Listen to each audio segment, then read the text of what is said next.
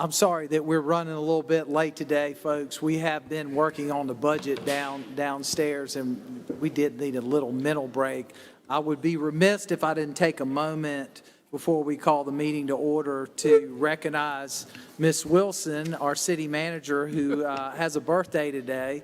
And she has turned 29, and she's very excited that she hopes next year's 30th birthday will be one for the memory books. Mayor, do not put that on the record. Well, thank you. I'm gonna claim all of my 48 years, and I feel blessed. So thank you, Mayor.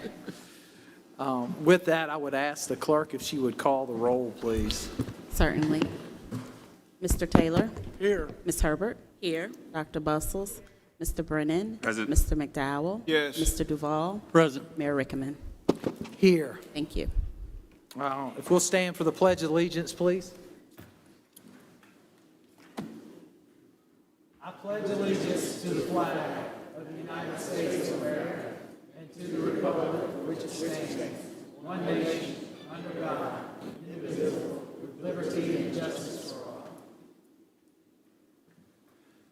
As we normally do, we'll lean to our Mayor Pro Tem, the very Reverend Ed McDowell, to give us a little word of prayer before we start this meeting. Thank you, Mr. Mayor. Let us bow our heads. Gracious and eternal Creator, for your loving kindness, for your tender mercies that shower us each day. Lord, we continuously pray for those who are here today. We pray for our city that as it expands, your grace might continue to enrapture and capture us. Be with us as these days become peaceful, for we know that there's a lot of things that are happening in the world today, and we would simply ask for your peace that passes all understanding. We ask it in your name. Amen. Amen. So we have a motion to adopt the agenda. There are 3 items. One, we'd like to request that we defer item 1, which is the minutes from the May 3rd meeting. Number 2, defer item 27, which is the food policy. And then the third is amend item 19. It's a zoning map amendment for 1101, 1105, 1107 Balsam Road and 1405 Canal Road to change council districts from District 1 to District 2. So that's clear. Can I have a motion to adopt the agenda with these changes? Second. I have a motion and a second. Madam Clerk, could you read the roll? Mr. Taylor? Aye. Ms. Herbert? Aye. Dr. Bustles? Aye. Mr. Brennan? Yes. Mr. McDowell? Yes. Mr. Duval? Aye. Mayor Rickaman? Aye. At this time, if there's anyone in the audience or online that would like to speak about an agenda item, that's an item that is listed on our agenda, you're welcome to speak now. We also have a place at the end of the agenda if you'd like to speak on any subject, but this time is strictly for any items that is on our agenda. If you'd like to come speak, you can at this point.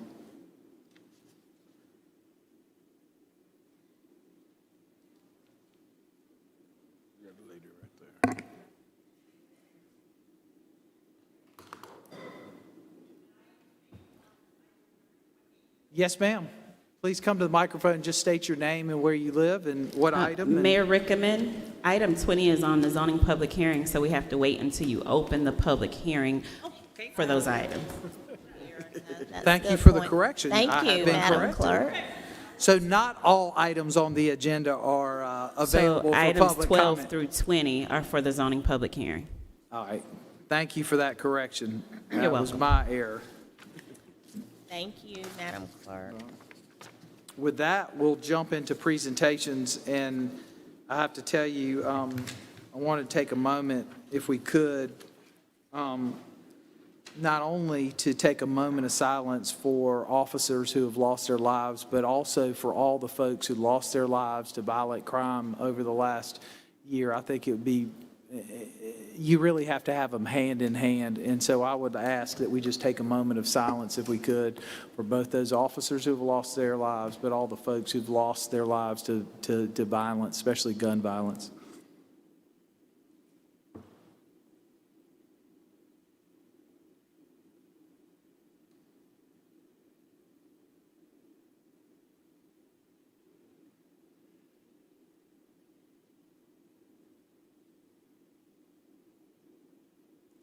Thank you. Thank you. Amen. It's my great honor to have a proclamation today. It's National Police Week. And established by a joint resolution of Congress in 1962, the United States has designated May 11th through 17th of 2022 as National Police Week, a time dedicated to the brave and courageous acts of law enforcement across our country. The late President John F. Kennedy proclaimed May 15 as National Peace Officers Memorial Day. We celebrate those who protect and serve us every day, and we honor the courageous officers within the Columbia Police Department who devoted themselves so fully to others that in the process they risk their lives in the protection of all of us. With gratitude, Columbia police officers continue to serve dedicated peacekeepers at the national accredited 21st Century Policing Law Enforcement Agency, one that is a leading role in evidence-based gun crime reduction strategies. CPD serves the only crime gun intelligent unit site in the state and has made tremendous strides in leveraging technology, including ShotSpotter, a gun detection technology system to reduce, deter, and prevent violent crime. Having received the 2021 Dominion Energy Award for Policing Excellence, Columbia Police Department has proven its commitment to professionalism, transparency, accountability, and compassion for the heart of service. So therefore, I, Daniel J. Rickenman, the Mayor of City of Columbia, along with my fellow council members, do hereby proclaim this city honors and recognizes that May 11th through the 17th as National Police Week. Who is here from the police? The chief, there he is. He'll do. He'll do.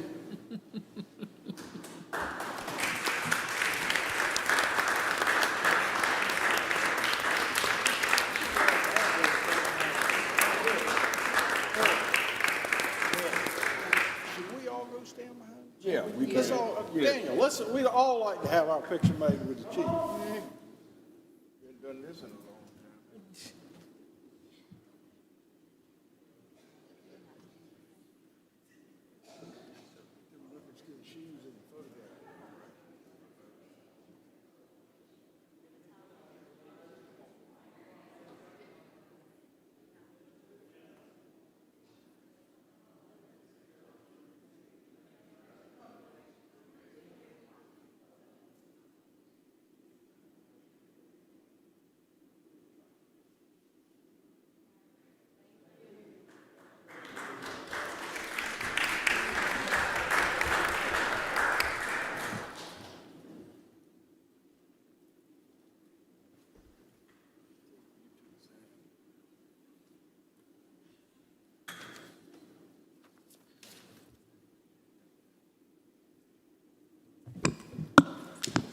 Once again, I have another great honor.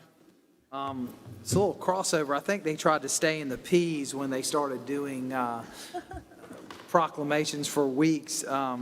This week, we get to present National Public Works Week, which, you know, I miss the rodeos. I miss seeing that. I hope that comes back, Robert. There's nothing like having a little competition among employees to have a little fun and maybe throw in an elected official. Before I read the proclamation, I'd like to yield the floor to Robert Anderson, the head of our Public Works. Thank you, Mayor, Council, City Manager, the rest of our guests. We're going to always try to have a little fun. We're going to settle that down a little bit this year and talk a little bit about what APWA is about. We're going to talk a lot about our employees. We were going to actually shut Public Works down today and bring all of our employees, but then we didn't figure anything else would get done, so we only brought a few. But Public Works always has a theme, and this year's theme was Ready and Resilient. And this presentation is kind of like a 3-year presentation for us because we feel like we missed 2 years, even though we worked through the 2 years that this happened without missing a beat, as you'll find out. So the one thing we've done at APWA is the city has always been a great supporter of American Public Works. We have past presidents, some were better than others. As presidents, I will be honest with you, I will not let you pick and choose who those are. But I was a past president, Missy Gentry's here somewhere. She was a past president, Mary Pat was a president. Frances Bryan, who is new to the city, is out on maternity leave with her new baby Helen right now, is a past president. Dana is a past president. Samantha Yeager will be our incoming president in June. We currently have a board member on our state chapter, which is Sarah. And several of us serve on the national committees, as Mary Pat served for Center Sustainability. I serve for the O&M Task Force, and Samantha serves on the Solid Waste Task Force Committee, and I believe she had a call yesterday out of Arizona. So we're well represented in APWA. We also wondered why APWA. So why APWA? And I'm going to talk a lot about Ready. I'm going to talk a lot about resilience in the past. Through the networking and the trainings and the CEU and the PDHs, and we have an Info Now community that we can actually Google at any time to find out what's going on. One of our biggest things is collaboration during this. The pandemic, the South Carolina chapter was quick to buy a membership of Zoom. The one thing Dana instituted as president was that she wanted to get everybody together and start collaborating around the state. Like, what are you doing? What are you doing differently? Are you having employee problems or whatever? Councilman Brennan, one of your ideas came out of this that you wouldn't even have known, and it was your idea, but it was instituted somewhere else, and that was the roll-off truck that we've been talking about for quite some time. I believe you sent an article around about doing it for college move-outs. The ironic deal is, when we started talking about collaboration, West Columbia had a roll-off truck. They had 7 containers. They also got behind on their yard trash. They immediately popped them through their neighborhoods and let people bring that. So that was something that came out of the pandemic and the collaboration we have with our group around South Carolina. The other thing we did is we started a national trend through APWA, through the 30,000 members. The members started doing collaborations across. We did one with Colorado, and I know California did some together. So something we started locally went nationally in our chapter. We're still working on our accreditation program, and we'll hopefully get it done one of these days. And the other thing is, recently we had a national president of our 30,000 members, which was, most of you may remember, Bill Spearman, who used to be a principal in Woolpert, who's recently retired, had his own business, but he was our national president a couple of years ago. So the other things are our Public Works Department. What does our Public Works Department really do? Well, we were ready and resilient through the pandemic. I believe that Ms. Gentry over here and maybe some others said, hey, let's go build a parking lot. So we decided to go down and tackle the Exxon parking lot, which is a collaboration of a lot of departments. It took street division of tearing it up, it took traffic, and it took forestry to put it back together. The bottom right-hand picture is a real interesting picture. That's a propane tank that's set 15 feet underground that we popped up out of the Exxon station. All of a sudden it appeared. We found out there was 2 foundations in the Exxon lot, not just one. So somebody built a gas station on top of something else, but that's part of what we did. We did the Candy Lane project. 2 of our staff members in the upper right-hand picture here, which is Mary Pat and Sarah, immediately stepped up during the pandemic and said, hey, we're going to start taking temperatures, and we will be here every morning at 7 o'clock when our staff arrives. I really think it was 6:30, by the way. So they started taking temperatures before anybody got in. So they took approximately 200 temperatures a day and stood outside in the rain and the cold, and I'm sure they enjoyed that a little bit. But that's some of the things we do in Public Works as being that. We've got a couple grants that we're working on now through the sustainability, which is the LEAP and LEAD grants. That will be coming on board. We've got an intern coming to help that. Our forestry division continued to cut trees down. And I'll never say enough about solid waste that went out and picked up trash every day with increased tonnages. People staying home, not only did they increase the tonnages with yard or household trash, but they increased the tonnages with yard trash because all of them decided to go out and work in their yards for the past 2 years. So the one thing we have had, and everybody knows we've had, is struggles with staffing. So we've had some pretty big vacancy rates in forestry, solid waste, street, animal, and traffic. At one time, we had over 35 people vacant in solid waste. But as a city, I would told my staff that I would stand here and say thank you to the city manager, to city council, the mayor, our HR staff, our public information staff, is the city decided to do a lot of different things. The open interview processes. We're finding something out in our interview processes that we've never found out before. I think it was Samantha, 2 weeks ago, scheduled 6 interviews. 1 person showed up for an interview. That's what we're finding out. But through the onboarding process and the open interviews, we fixed the solid waste division in about 30 days. So people walking in the door is the people that we want to capture every day. The people we're calling, for some reason, are not showing up to interviews. We have to learn how to overcome those things. The express onboarding, I know that I said a lot of thank yous. That is working out so well to bring a person in, ship them over to the express place. We've hired people as quick as 24 hours. Generally, it takes 2 or 3 days, and it puts people into our organization to train.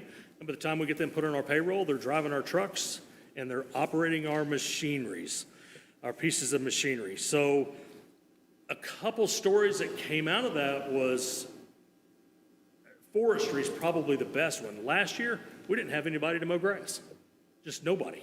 We had run out of people on our horticulture side. The interesting thing is that's now flipped around. We have all the grass mowers we want. We don't have anybody to cut trees. So we've seen a 100% flip that we're still trying to fix. And we do think that the career fair that was done as one of the most successful things the city's done, as far as I'm concerned, in a long time, helped us out a lot. The salary increases. We've had people already coming back to the city. Robert Sweat's got one today. Somebody else had one recently. Forestry's got one coming back to the city. He's a tree trimmer. So he is actually coming back to the city from the federal level. So we're happy to see our vacancy rates come down. We want to see our service rates go up, and that's what we're here to do, is provide services to our citizens. So we're hiring. We're still looking for a traffic engineer. This is our stand to say, this is where we're at, people. We're looking for equipment operators, CDL drivers, tree trimmers, animal kennel workers. Unfortunately, we're looking for a forestry and beautification superintendent. Caleb King decided recently to pick his family up and move closer to his family in St. Louis. So he left, last Friday was his last day. We're looking for maintenance workers, electricians, water people, wastewater people. I know we're looking for police, fire, and about anything we can hire. The city's been a great place to work. I'm going to try to demonstrate that a little bit with 3 of the people I brought today. So I told you I'd bring some people and we'd have some interesting conversations. So the first one is, and I'm not even going to attempt her first name, it's Cricket, okay? So Cricket, if Cricket will wave, okay, or stand up. Cricket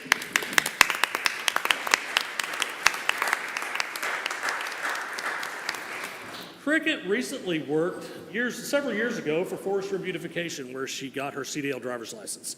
She elected to leave. Probably 6 months ago, she elected to come back for the city. She's got her CDL driver's license in hand. It's worth its weight in gold, as far as I'm concerned.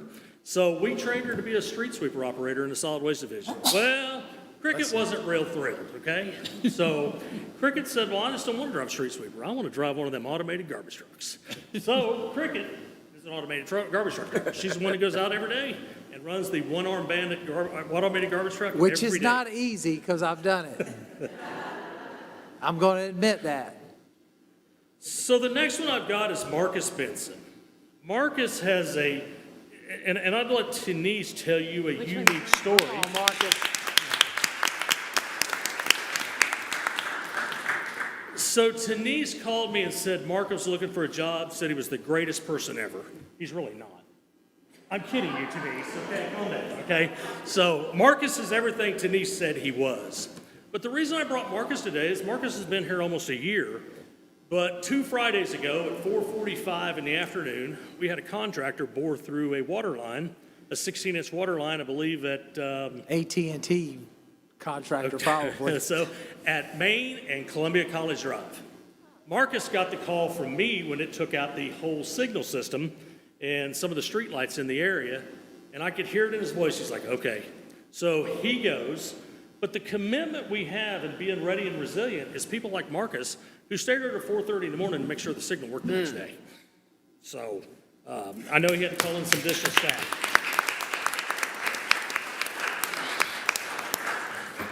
The last one I have, and a lot of you have probably heard of him before, but it's amazing. 106,946 hours. That's how many hours he's put in without the overtime of our leaf seasons and everything else in the solid waste division. Think about that. 106,946 hours. That's 51 years and 5 months, by the way. So,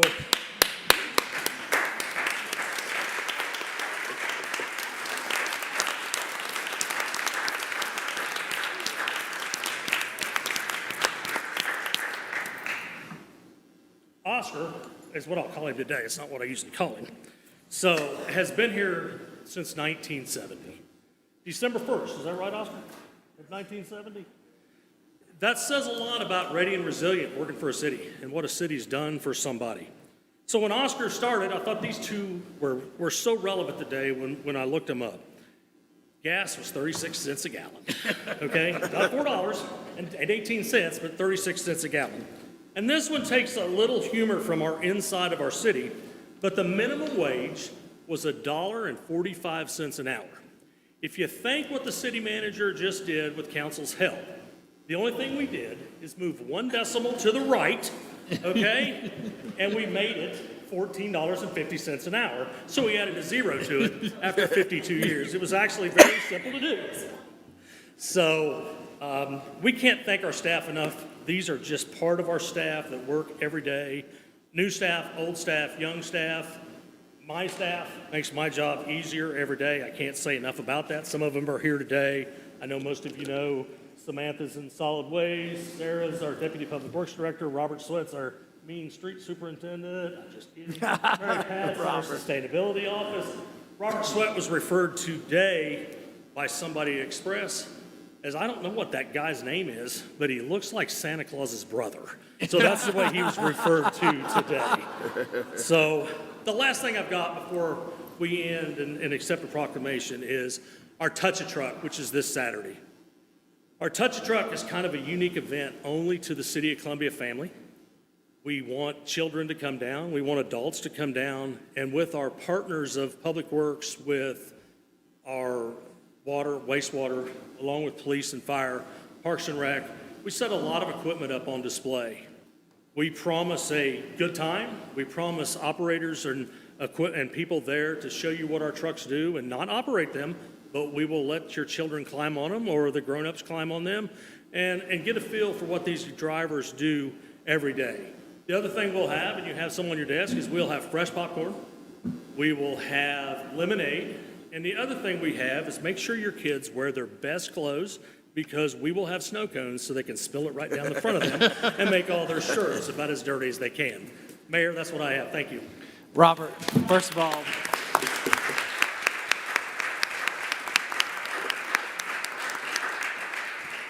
I want to thank everybody that works at Public Works, and I don't think people fully understand everything that goes on at Public Works. There isn't something that happens in this city that somehow Public Works is not involved with. I don't care if it's Soda City, fleet maintenance.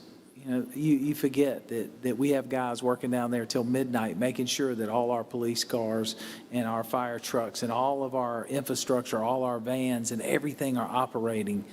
We've got folks that are working on traffic signals, forestry, as he mentioned, beautification. Let alone garbage and cricket. It is a trick and it's an art, and you obviously have mastered it. I did not, but I didn't destroy anything, so I think that was a good thing. But it really is the heartbeat. And, you know, this year marks 62 years of Public Works Week, which I think is incredible. And I know that everyone in our city don't sometimes realize the hidden soldiers and heroes that are over at Public Works. So this is our opportunity to put the light on you all and thank y'all at the same time for all you do, because there isn't anything that happens here that your hands are not involved. And we thank you for what y'all do, and thank your efforts that you're doing to reach out and embrace change and improve, always trying to improve your department and the customer service, because you are our closest link to our citizens. Every day you're touching their lives. So with that, I'd like to ask council if they'll join me as we present, and all of staff, all Public Works staff, please join us for a group photo for this National Public Works Week proclamation.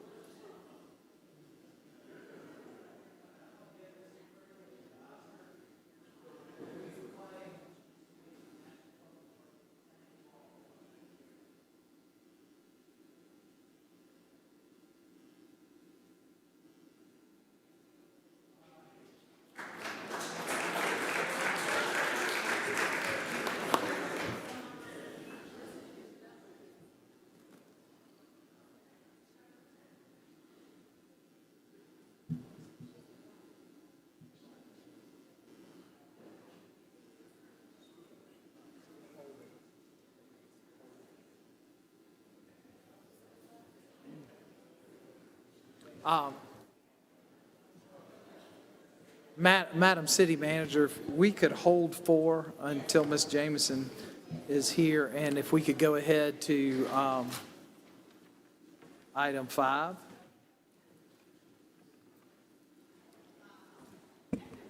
We will ask Mr. Darren Thomas to come forward with the South Carolina Black Pages, the president.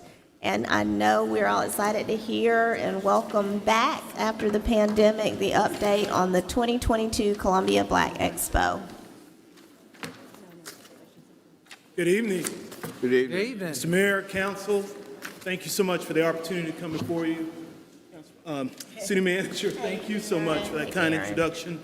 I'm Darren Thomas, President of Thomas Media Group, South Carolina Black Pages Black Expo, and excited to share with you the return of the 2022 Columbia Black Expo in our 25th year. Councilman, for our newer members of council who have not had the opportunity to experience the Black Expo, I do want to share that the purpose of this event and what it's meant to citizens in this community for the past 25 years, the purpose is to give exposure and visibility small minority-owned companies in hopes that those businesses will grow, have a profound impact on our tax base and the growth, economic development in our city. And it also has a twofold impact. Not only does it impact the businesses and our citizens, but also it attracts a substantial number of visitors to the city of Columbia. Councilman, our agenda for this year, Thursday night is our kickoff reception, where we honor, Mr. Mayor, all of our sponsors and key stakeholders in the community. Friday night is a fun event, the 12th annual Taste of Black Columbia, which features some of the best local chefs, caterers, and restaurants. That event has had a huge impact on the restaurants and small businesses, taking on a lot of collaborative partnerships, such as those with the South Carolina Beef Council, the South Carolina Department of Agriculture, just to name a few. But that's a fun event where we use that event to help those businesses, particularly our restaurateurs, chefs, caterers, and restaurants. And then the big event on Saturday, the 25th Annual Columbia Black Expo downtown at the Columbia Metropolitan Convention Center. And I'd like to add that all of our events historically have been housed within the city of Columbia, and that's been done by design. We recognize, particularly in light of the fact that Columbia is one of 3 events that we host in the Southeast: Charleston, Columbia, and Jacksonville, Florida. One of the things that we found with the return of the event in Charleston this year, first of all, people were excited, ready to get out, but to the degree that we made certain that we helped particularly those out-of-town visitors understand how we were going to keep them safe, coming on the heels of the pandemic, that had a profound impact on our attendance. And I say that to share with you, Councilman, we're expecting larger numbers this coming weekend. One of the things that we've done profoundly in preparation, because we get a lot of folks from out of town calling and asking what are protocols, we've established a system, it's our lanyard system, where we ask all attendees as they enter into the Black Expo events, they will select one of 3 lanyards to wear. A green lanyard says that they want full contact. Yellow lanyard means fist bump, elbow. Red lanyard means no contact whatsoever. Again, we use the same system in Charleston. It worked well. We've had several of our major stakeholders, Wells Fargo, Bank of America, some of our others say, you know what, Darren, because you guys have gone to that extent, we feel comfortable making certain that our employees are coming to this environment where you're expecting those thousands of people, along with the national guest speakers, the entertainment. What we believe and understand that if we're going to continue to have the economic impact on this community, we've got to do so in a fashion to make certain that it bodes well for the citizens of Columbia and beyond. One last thing I'd like to add, Mr. Mayor and Councilman, historically our data suggests that outside of the state of South Carolina, the 3 regions where we attract most of the people specifically for this event, Charlotte, North Carolina, Savannah, Georgia, Raleigh, Durham. We track that data because we hire a firm to come in and collect that, which we use during our hospitality, but it's always helpful to share that data so that we know where we can make the biggest investment to get more of the citizens, more people visiting the event. And I'd also like to add that we're very, very proud of our partnership with the OBO office. That office has been instrumental in making certain that we stayed on the needle with our board, making certain that as we look to move the needle with small businesses in the community, that we're in sync with what Council and the Office of Business Opportunity has set forth for the agenda. We, again, for those councilmen who've not had the opportunity, I welcome you. I ask you, please come experience this. It's an incredible event. We're very proud of what we've been able to accomplish through the help of the city, and we look forward to serving the citizens of Columbia. Thank you. Thank you, Darren. Did anybody want to share any thoughts? Absolutely. Darren, you have been a mighty force in our community. For 30-odd years, the sense of empowerment within this city has been just totally astronomical. Even during COVID, when we went virtual, That's right. there was a tremendous response from the Black Expo. I think it's been almost 30 years, I believe. 25 years with the Expo. 25, 30 with Black Pages, yes, sir. You don't get any better than that, my friend. Thank you so much for your leadership. Thank you so much for those who have undergirded you so that you do what you do, and you do it well. That's tens of thousands of folk are part of the legacy that Black Expo will continue to play in Columbia, South Carolina, and adjoining cities. So thank you, sir. Thank you, thank you, thank you. Anybody Councilman. else have have any comments? I would just add, Darren, that if you'll do me a favor, for Yes, sir. all those visitors from out of town, please give them a packet about moving here, that we'd love to have them here. We've got plenty of great housing, great jobs, great opportunity. We'd love for them to be part of our community on a permanent basis. So Absolutely. if Mr. you Mayor, share that, I look forward to seeing you at some point over the weekend and seeing this year's celebration, because I know it'll be packed because so many people are ready to get out and connect again. So thank you. Thank you very much for what you're Absolutely. doing. Thank you, Thank Councilor. you. Thank you, Mr. Mayor.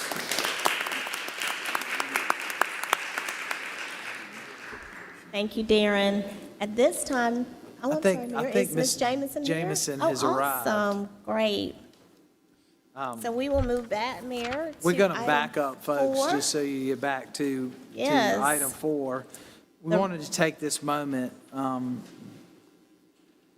really to honor an individual's accomplishments, but, you know, when we're in a beautiful state of South Carolina, which a lot of people don't realize is in the top 5 of the country of women-owned businesses, and what we've seen, this tremendous growth. And, you know, we don't celebrate that as much as we should in the city of Columbia, but this gives us a great opportunity to celebrate another organization that does great work in our community and a milestone in their history. So I want to take a minute. Ms. Jamison, would you mind coming up to the podium?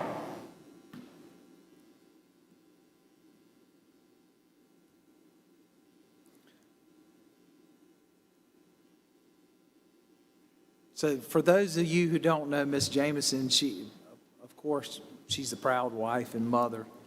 She's the founder and CEO of Purpose Promotions, LLC, co-owner of The Lick and The Great Escape. She serves on the board of directors of a number of local nonprofits, including Central SC Habitat for Humanity, where she serves as the president. Richland Library Friends and Foundation, as well the advisory board of Leadership Columbia and the Talented 10th. But what we are here to celebrate is Ms. Jamison for her historic achievement in becoming the first African-American president of the Junior League of Columbia, South Carolina.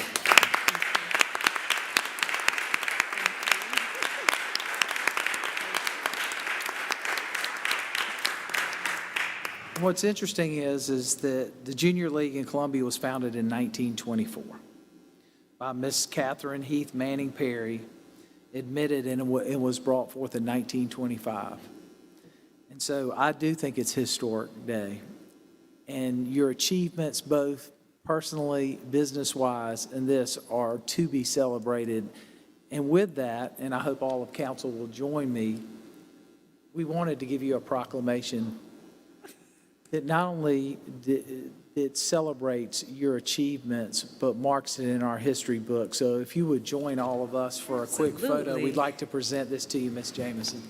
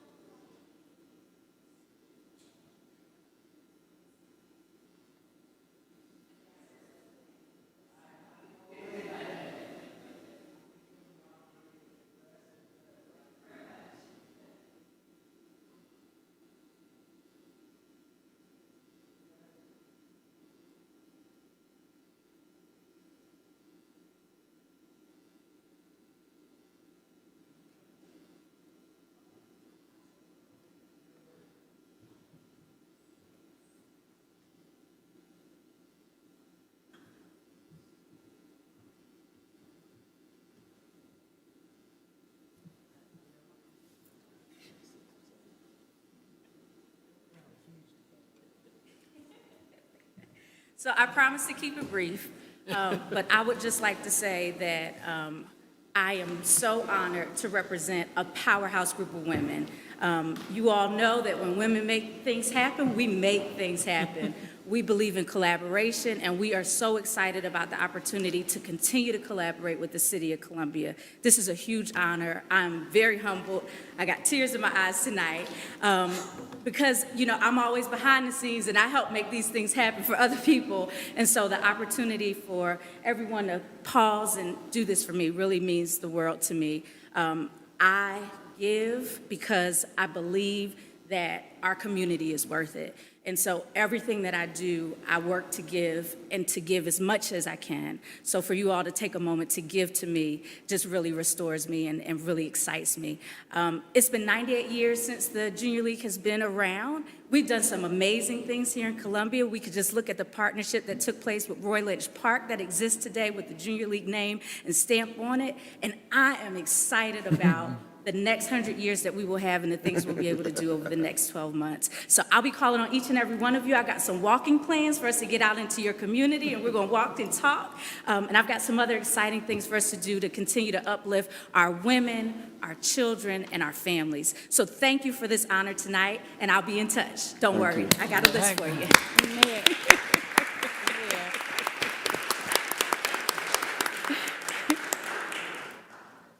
Is my mic working? Mayor, if I could just say one thing to Ms. Jameson, as a female who loves to be in the background for many, many, many years, I will say that those years in the background is perfect training and preparation for the platform that you have. And so I wish you all the luck and all the success. And can I have one point of privilege? Absolutely. I would be remiss if I did not celebrate one of the people that paved the way for me to be in this position, and it is our city manager. Teresa is an amazing member of the league, and we are proud of her, and I would be wrong to walk You out know of it's here her without birthday, her. right? It's her birthday today. Oh my gosh, I missed that. She turned 29 Oh again. yes, I love it. Thank you so much.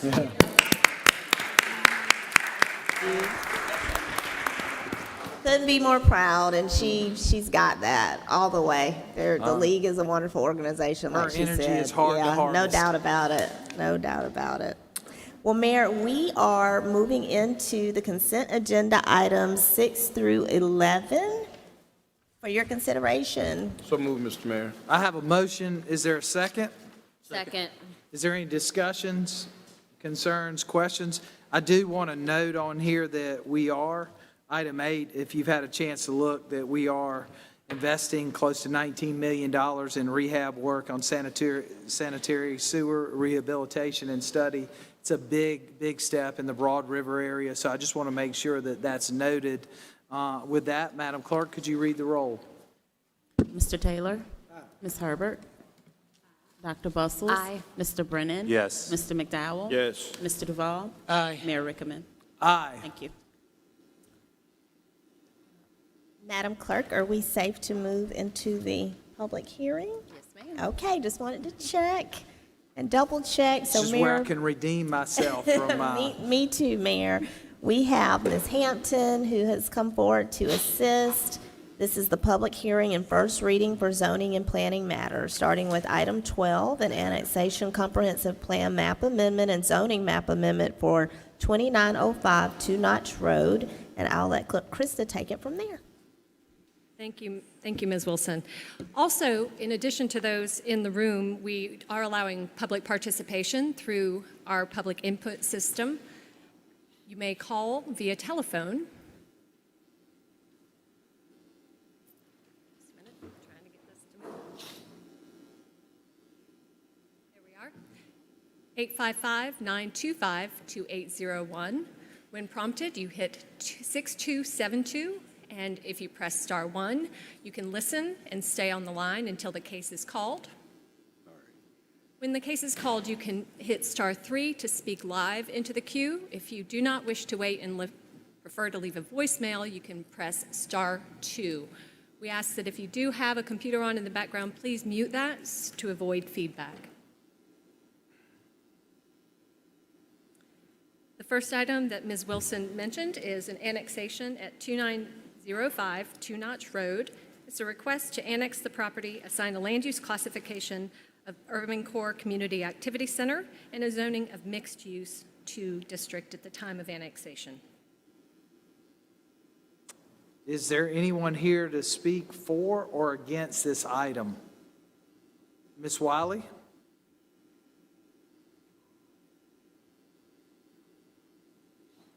How you doing?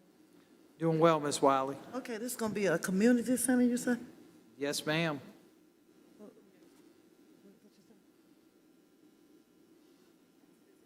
Yep, this is zoning, correct. So it's gonna be a community center, you said, right? That's the zoning that it's in. Okay, I wanted to let you know, we didn't see a sign on that, and I ride that street every day. And I think y'all need to wait on that right now. So, Ms. know. Wiley, would you, both the staff has recommended and the planning commission, would you be okay if we did first reading and then, Come make second. Yeah. and yeah. then we'll make sure that Yeah, the because- community has had an opportunity to Because, meet with the main folks in thing is between? we need a community center. How they gonna jump, you know? This is what I'm saying. We're not that far from there. And we didn't have a sign up there. I didn't see a sign. You know how y'all have the signs posted? In that area? It's right next door to Should McDonald's. have been, there should have been a sign There on the wasn't property. one there. I didn't see one. But you can read it, but there wasn't one there. This is not a community center. No, it's not, it's a zoning. It's zoned a It community wasn't a center. sign up there at all. It wasn't a sign, that's why I came here today. Clear with that. This is. Can you maybe explain to the public what the intent is for the property? So it is a donut hole. The intent is to annex the property and zone it consistent with the adjacent But it's properties. not changing uses, correct? I believe it's currently vacant, so we would need to, there is a redevelopment plan. We can certainly get the developer in touch with Ms. Wiley in between first and second reading. Ms. Wiley, that's a donut hole over there, just so you're clear, and the intent currently is it's vacant, it's going to bring it into the city. But at this point, there's not a planned use change. But we'll give it first reading, and then we'll talk in between. Yeah, there is an intent to reuse the building, so we can make sure that that connection is made. Is there a motion? Is there a second? Second. Any discussion? Madam Clerk, could you read the roll?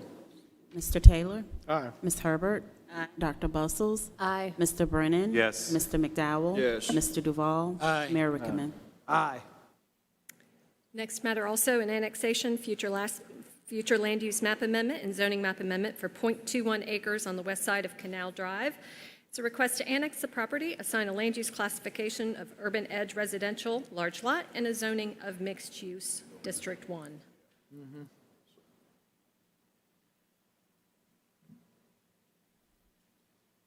Mayor, we have Ms. Ina Leitner, whenever you're ready to receive public comment. Go ahead, please. Ms. Leitner, she should be in the audience. She's coming right behind us. Thank you. I'm not Ms. Leitner. I'm Kathleen McDaniel. I'm the attorney for Ms. Leitner, and she is here on this item and then number 19 as well. I just wanted to let you know that we're here if you all have any questions. Hopefully, it will be received favorably. Thank you. 13 and 9. Mr. Mayor, I see that the planning commission unanimous. I move for approval. So I've got a motion to approve. Is there a second? Second. Any discussion? Hearing none, seeing none, Madam Clerk, could you read the roll? Mr. Taylor? Aye. Ms. Herbert? Dr. Bustles? Aye. Mr. Brennan? Yes. Mr. McDowell? Yes. Mr. Duval? Aye. Mayor Rickaman? Aye. Annexation, future land use map amendment and zoning map amendment at 2311 and 2301 Percival Road. Request to annex the property and assign a land use classification of urban edge multifamily and a zoning of residential mixed use RM2 at the time of annexation.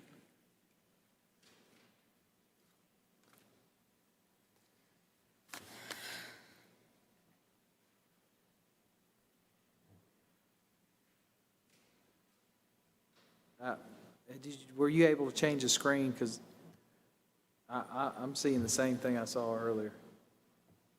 Oh, I think, Screen's frozen apparently.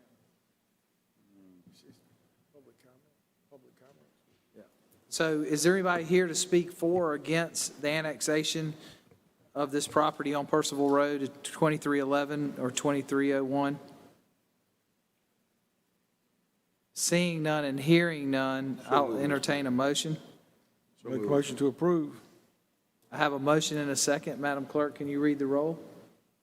Mr. Taylor? Aye. Ms. Herbert? Dr. Bustles? Aye. Mr. Brennan? Yes. Mr. McDowell? Yes. Mr. Duval? Aye. Mayor Rickaman? Aye. Next is an annexation, future land use map amendment, and zoning map amendment for 17 and 25 and 33 Montreat Court. It's a request to annex the property assigned a land use classification of urban edge residential large lot and a zoning of residential single-family large lot. Upon annexation, I will point out this is a rare instance where the staff has actually recommended denial of the annexation. Obviously, that's your policy decision, but I wanted to let you know the reasons for that. The map doesn't show, but preponderance of the properties are actually in the floodway, not just in the floodplain. In addition, while it is adjacent there to the left to the city limits, it actually is a mile on the road for the services to actually get to those parcels. So those were the concerns. However, again, it's within council's purview. Is there anybody to speak in favor or against this before we get to council discussion? Mayor, we have Miss Betty Templeton.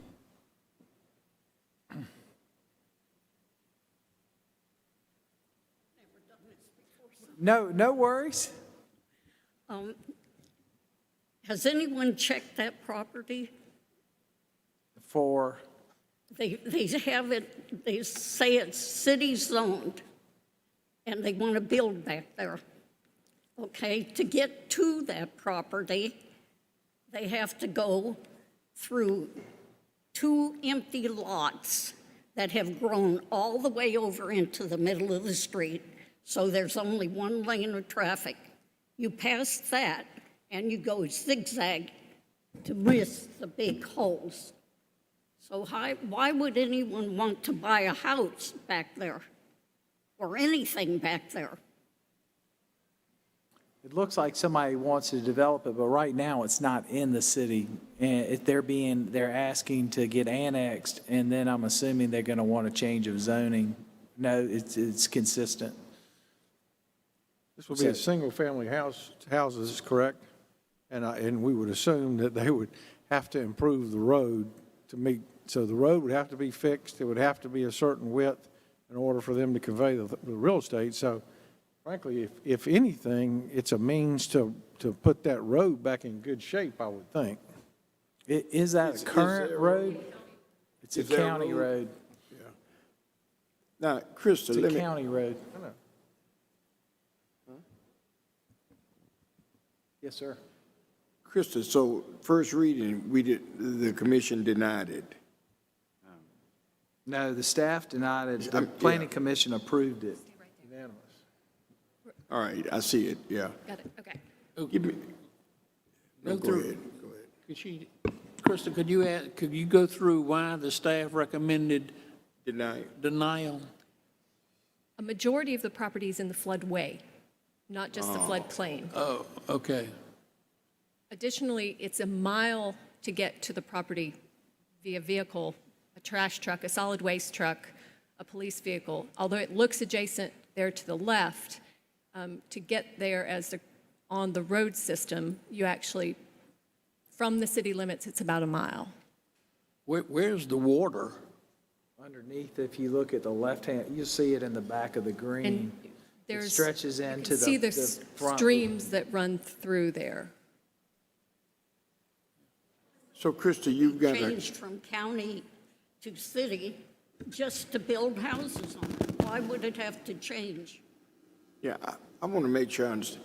You've got a county road, and you got a piece of property that is marshy. Is that correct?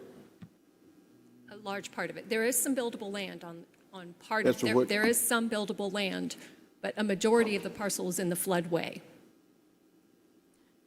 And And Mayor, if I could ask, Krista, just for the general public, can you explain what it means when you say it's a floodway? What impact is that? Floodway is running water, and you have severe restrictions on building in a floodway to the degree there, and may have to rely on some of my engineering colleagues, but that it's not permissible in the floodway. Floodplain, you can usually build at least if you elevate the building 2 feet above base flood elevation. But floodway, you have to leave it unimpeded for the water to be able to flow. Mr. Mayor, I mean, as the councilman for this district, I mean, I would recommend we give it first reading approval since it did get unanimous consent from the planning thing. Because I think when we have the opportunity to annex the city, we really need to take advantage of this because it gets us contiguous to more and more and more places. So I respect your motion. I guess where I'm just a little off is I'm trying to figure out the connectivity of it. And I couldn't really tell it from in the beginning. And I'd love for the citizen that's here to speak on the issue to finish speaking, and then we can continue maybe our discussion. They're already cutting down. There was no lot 31. They're cutting that lot out now. The trees are being cut down out of there. But there wasn't any 31 that they have marked on the map that we went to see. They have a zoning map up there. And we went down there, and I called the number on there, and they told me they didn't know what they were going to do with it. So she said, well, you can go to a meeting. So that's when we decided to come here.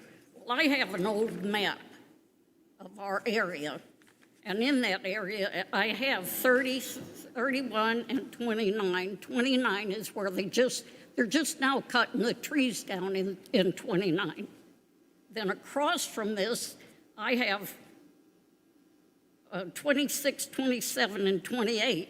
And that must be what they're calling 17, 25, and 33. Because there is no such thing on this map.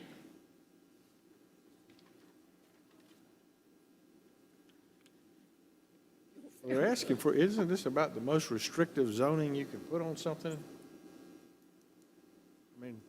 I mean, it's like I say, it's our, it's the most restrictive thing we could really do.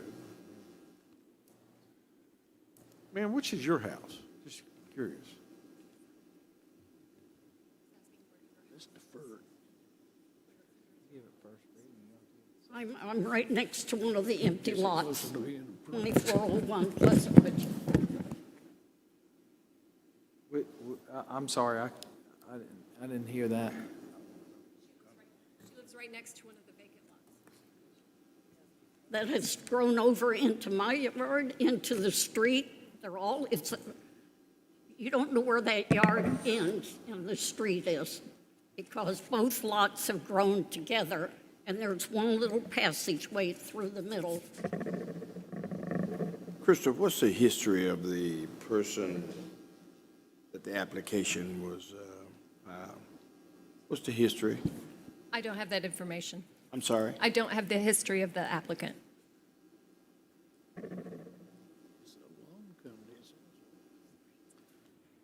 I've called the ombuds office, I don't know how many times, to have them come out for the code enforcement officer to come out and check the lots. No one has ever come.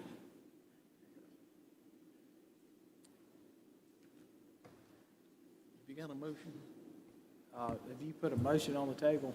'Cause I suspect this is going to be the best way to get all that cleaned up out there. So, like I say, I'd like to go ahead and move it forward, and then we can do a little bit of additional homework between the first and the second reading. So if we have a motion on the floor, we approve it in the first reading, then we have an opportunity to move forward and sit down and talk to the development team, find out more information, how that will affect and clean. Doesn't mean that we have to give it second reading at that point. So. I just had a question Yeah, after Ms. Herbert. our citizen was done. I was just wondering if Krista had any information about why the board approved it unanimously in spite of staff recommendation. If you have any history or information about that. I need to repeat it? Please. Yeah, do you have any information on why the board did not go with the staff recommendation? What was their thought process? There wasn't a great deal of articulation on that, so I don't have an answer for you. There wasn't a great deal of discussion. Okay. Well, my sense is this. You got a piece of property. We don't have history on those persons who submitted the application. The lot is soggy, has a stream running through it. I mean, it's almost, It's three lots. it's still soggy.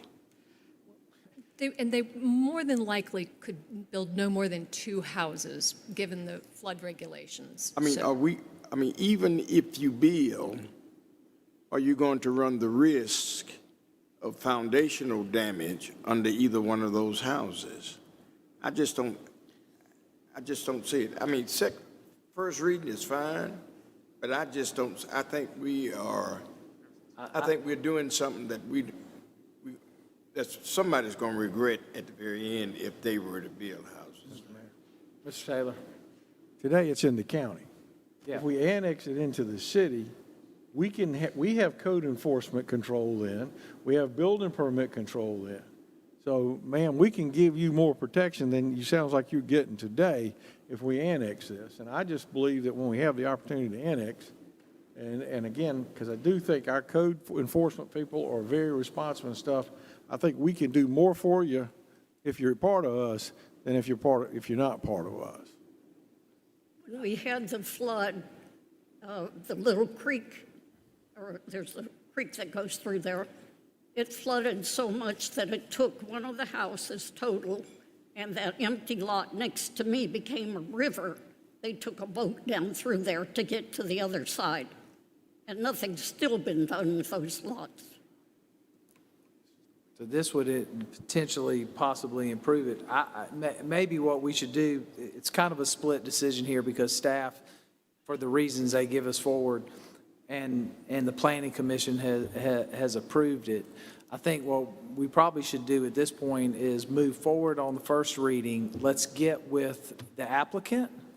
Let's figure out what's going to be there. Let's also understand, Krista, let's have staff look at what actually could be built, how that would improve that lot and that area.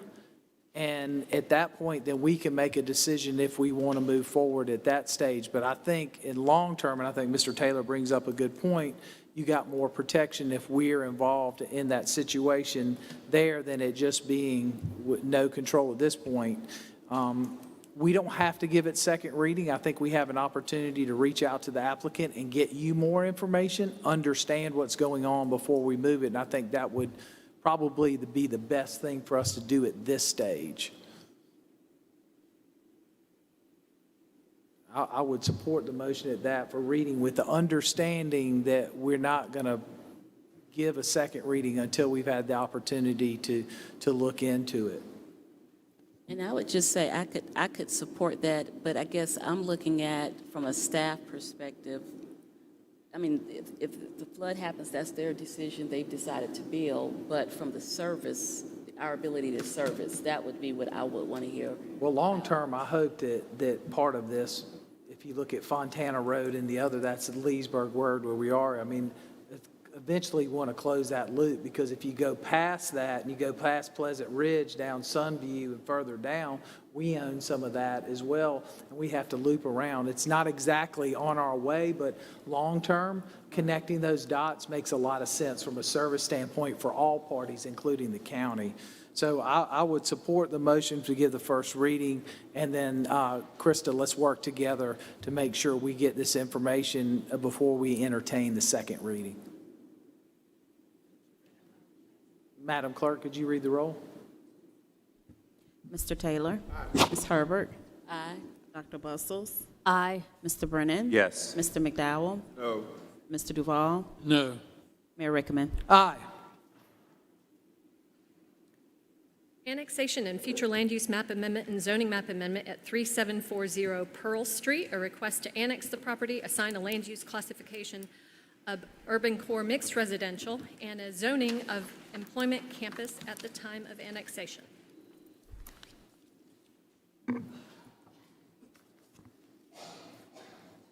We did have some citizens at the Planning Commission meeting. I don't know if they are here for this one. They were expressing some concerns about the activities which we mentioned in the write-up, but we still recommend annexation with that employment campus zoning. I see both staff and the Planning Commission approved it. Is there anyone online or in the audience has any concerns, questions, or is for or against this annexation? Ms. Herbert, it's District 1. Do you have any concerns or questions? I've addressed them with staff. We just want to make sure that it is used it will be used in the proper manner that it is changed to. Absolutely. Second. So we have a motion and a second. No one is here for or against. Madam Clerk, could you read the roll, please? Yes, sir. Mr. Taylor? Aye. Ms. Herbert? Aye. Dr. Bustles? Aye. Mr. Brennan? Yes. Mr. McDowell? Yes. Mr. Duval? Aye. Mayor Rickaman. Aye.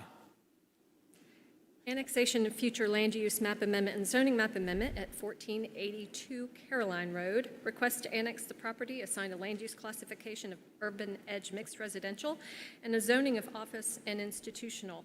You'll note this is going to be combined with the other development that you all had heard some comments from the neighbors that they were then supportive. And this is actually going to make this a much better project.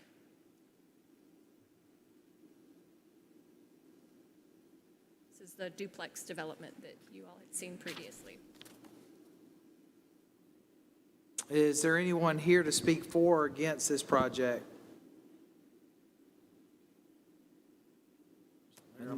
No, me online? No, sir. Any discussion from council? Will, from District 3? Motion to approve? Is there a second? Second. So I have a motion and a second. Madam Clerk, could you read the roll, please? Mr. Taylor? Aye. Ms. Herbert? Aye. Dr. Bustles? Aye. Mr. Brennan? Yes. Mr. McDowell? Yes. Mr. Duval? Aye. Mayor Rickaman. Aye. Thank you. Moving into zoning map amendments, one at 5901 Fairfield Road, a request to rezone the property from general commercial to light industrial. Flying J. And this, if I serves me right, to the left and behind it's already industrial, correct? Yes, sir. Is there anybody here to speak or for or against this property rezoning?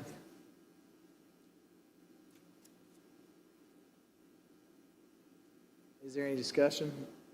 No, Is I there a move motion? approval. We have a motion. Is there a second? Second. We have a motion and a second. Madam Clerk, could you read the roll? Mr. Taylor? Aye. Ms. Herbert? Aye. Dr. Bustles? Aye. Mr. Brennan? Yes. Mr. McDowell? Yes. Mr. Duval? Aye. Mayor Rickaman. Aye. Thank Sorry. you. Zoning map amendment at several parcels on Balsam Road and Canal Drive. It's a request to rezone the property from single-family residential medium lot and small lot to mixed use, that's MU1.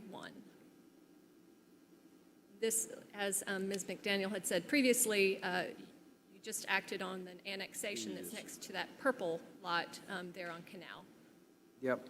Ms. McDaniel was here This is representing the purple? background. Pardon? It's the purple we're talking about? It's actually all of that has the blue striping, but the It's those parcel three that- lots. It's the Oh, one we okay. annexed Yeah, yeah. earlier. Staff approval and unanimous approval from the planning commission. Is there, Ms. McDaniel, did you want to speak on this? You good?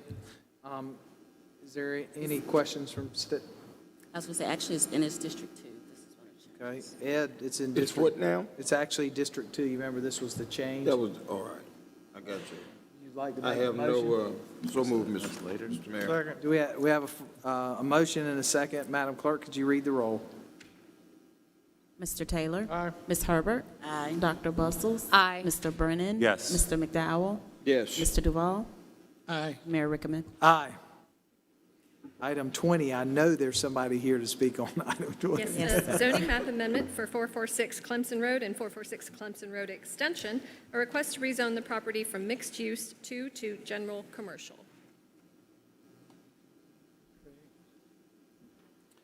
Is everybody here to speak on item 20? Yes, sir. We have 3 individuals. Okay. Lois Harmon, Tom Harmon, and Chris Kinline. Okay.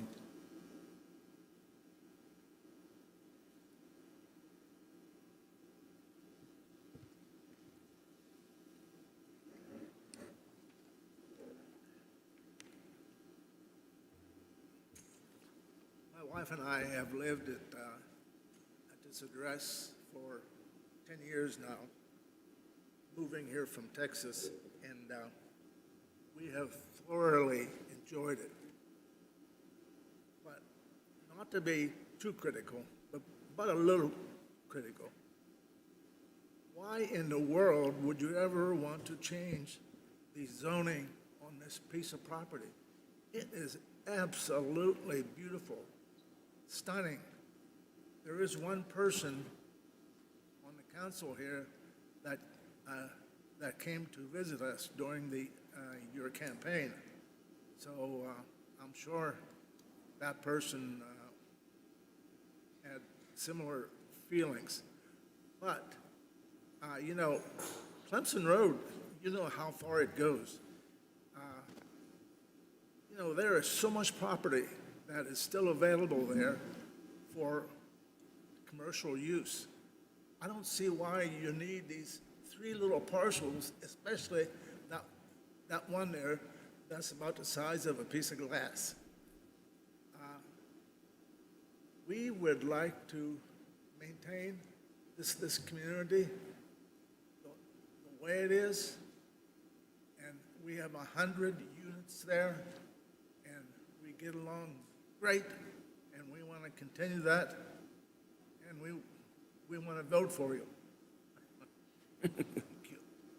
Thank you, sir.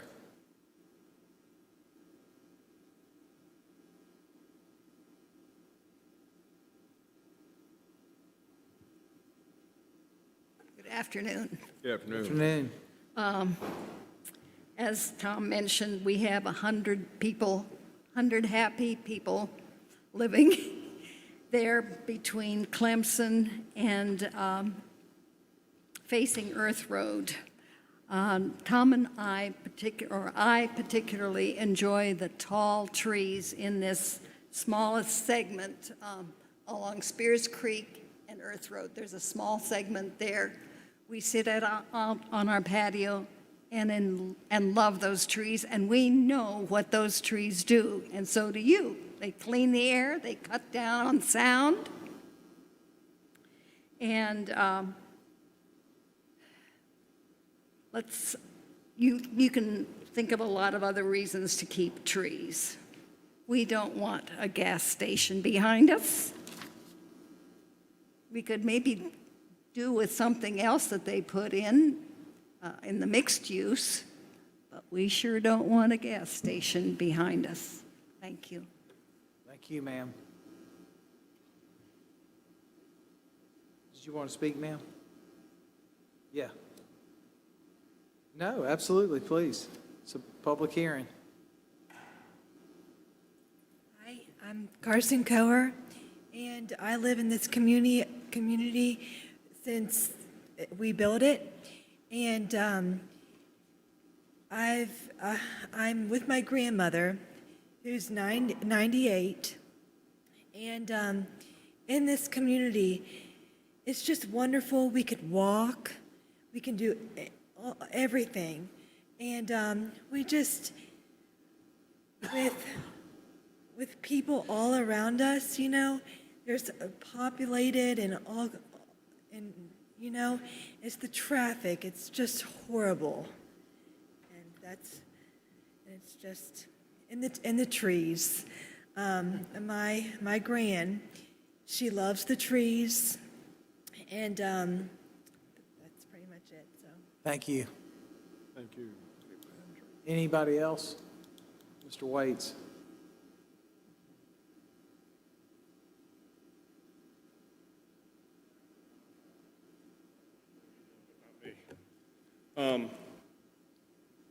Good afternoon. I'm Craig Waits with Colliers Real Estate Company here in Columbia. Thank you, Mayor. Thank you, Council. I am here representing Joel Gottlieb.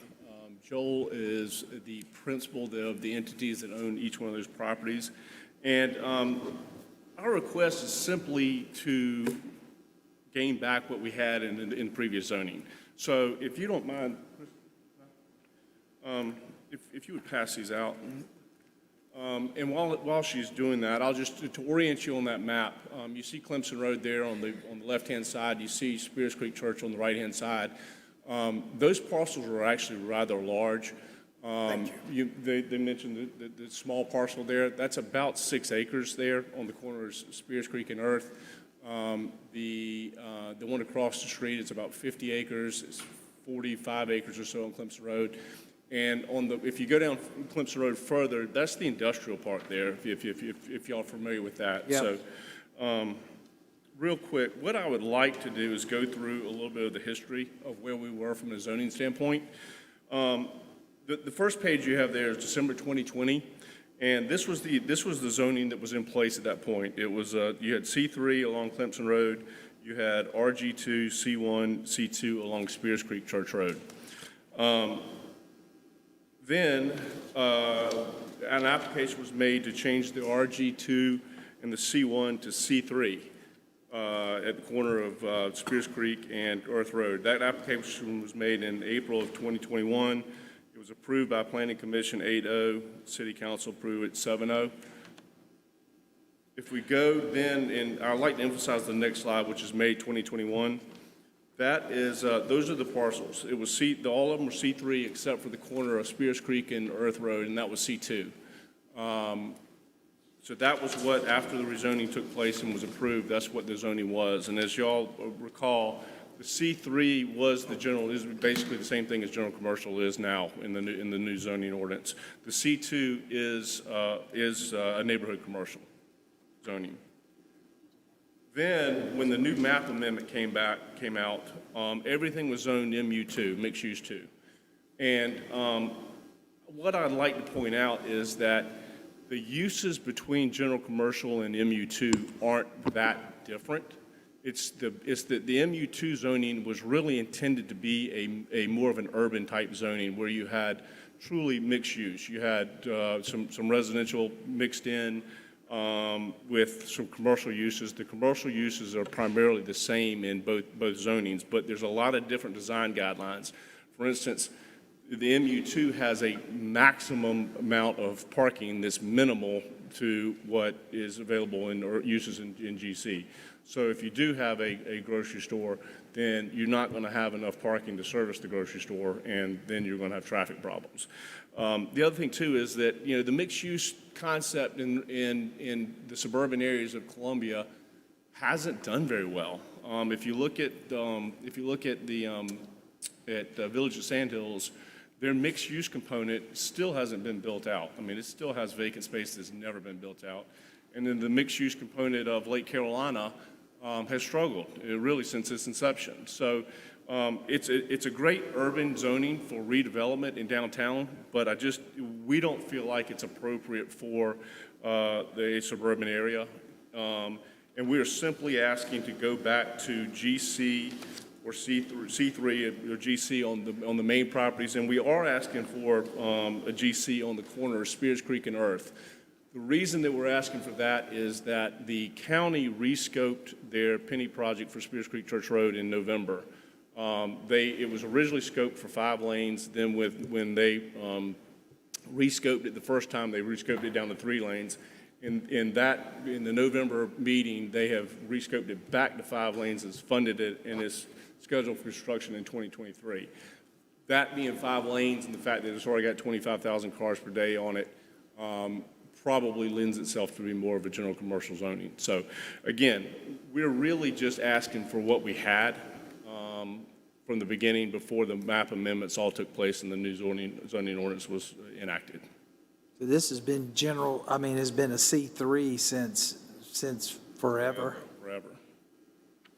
Is that correct, historically, Krista? Yeah, because we annexed it as well. It was in the county, and so we annexed it. But yes, and so what happened, you all remember that we had to take a pause on the maps. Right. So we had, the map was already set prior to them coming through with their C3, hoping that, and then when the MU1 was there, we're hoping that the development would meet, but we agree that this is the better zoning for what they're doing. Mr. Mayor, I mean, Can you come to the podium? Thank you.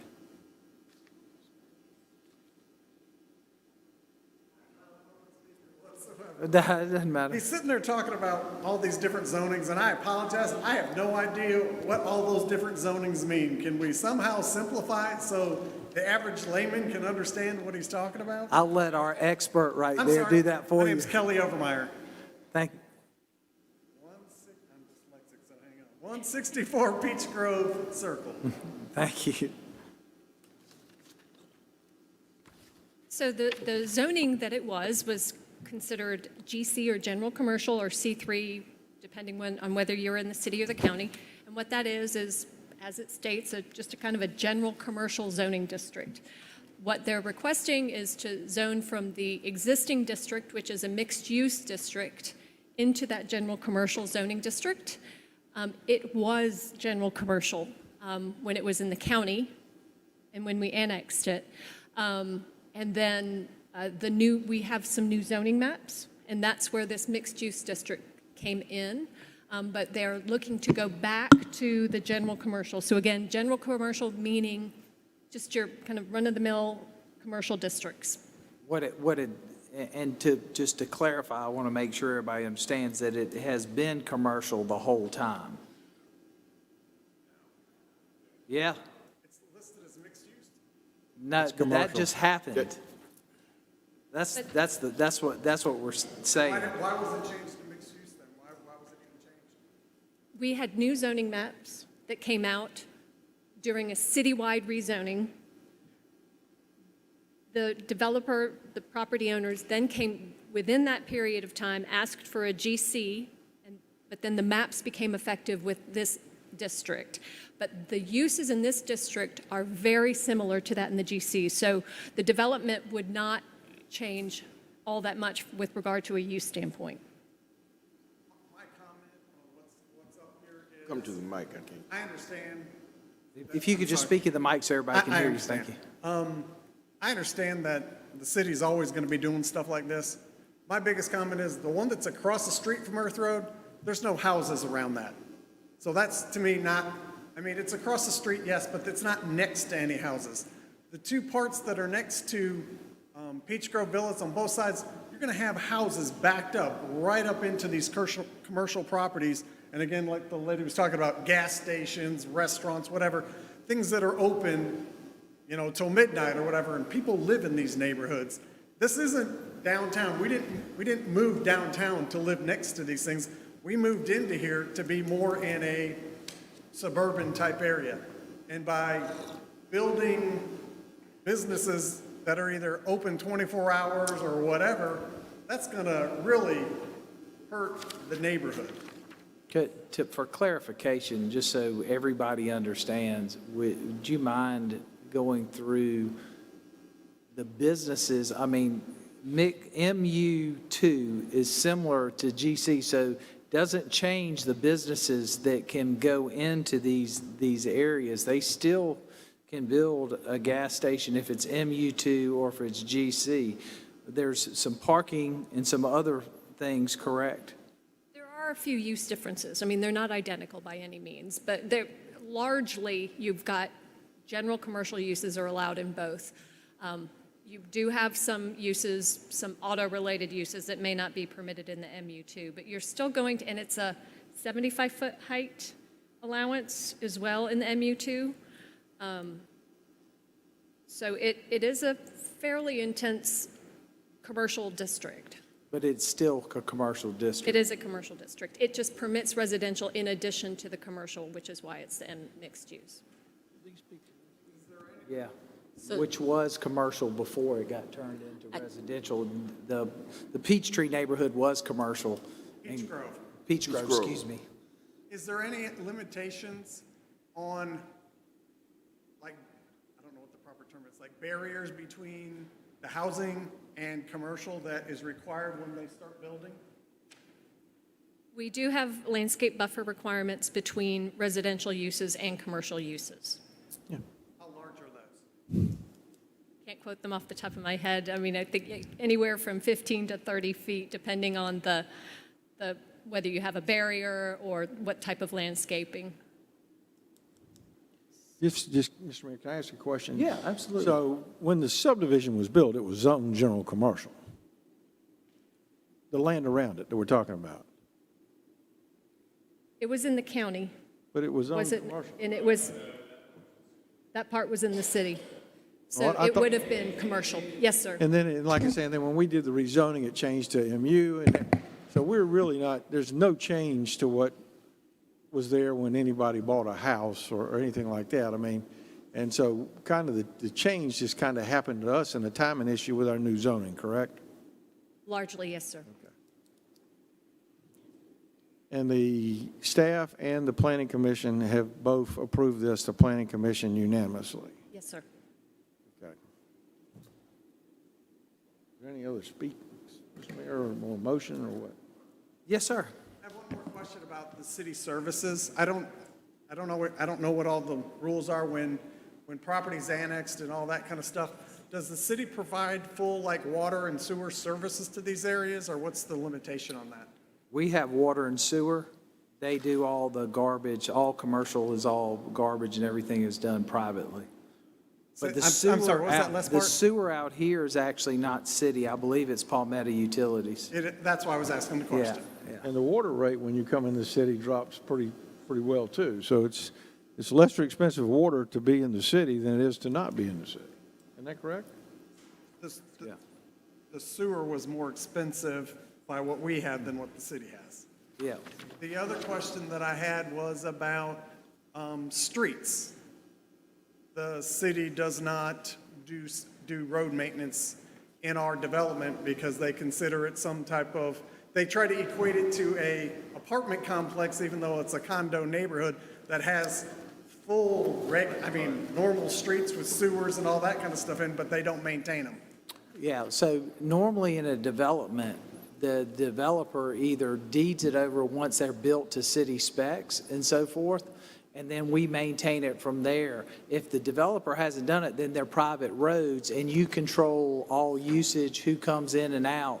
And so that is a decision that's done by the development or the homeowners association. That's not automatic. We can't even turn it over to the city. They won't even take it. I've talked to them. And that might be because they may not be built to the city specs. I would find that hard to believe because if you look at our roads are in better shape and look better and have the sewers and everything than what the city has. So I'd like to just clarify based on the discussion, this is very helpful. This is simply a change to the zoning. This property or set of parcels are already in the city, correct? Yes, This ma'am. is not an annexation. Correct, No. yes, ma'am. Correct, okay. If no one else to speak, Mr. Mayor, I'd make the motion that we approve. I have a motion on the floor. Is there a second? Second. So we have a motion, a second. And Madam Clerk, can you read the roll? Mr. Taylor? Aye. Ms. Herbert? Aye. Dr. Bustles? Aye. Mr. Brennan? Yes. Mr. McDowell? Yes. Mr. Duval? Aye. Mayor Rickaman? Aye. Thank you. And I'm sorry, I was asking, trying to get some clarification of the type of building that could go there regardless.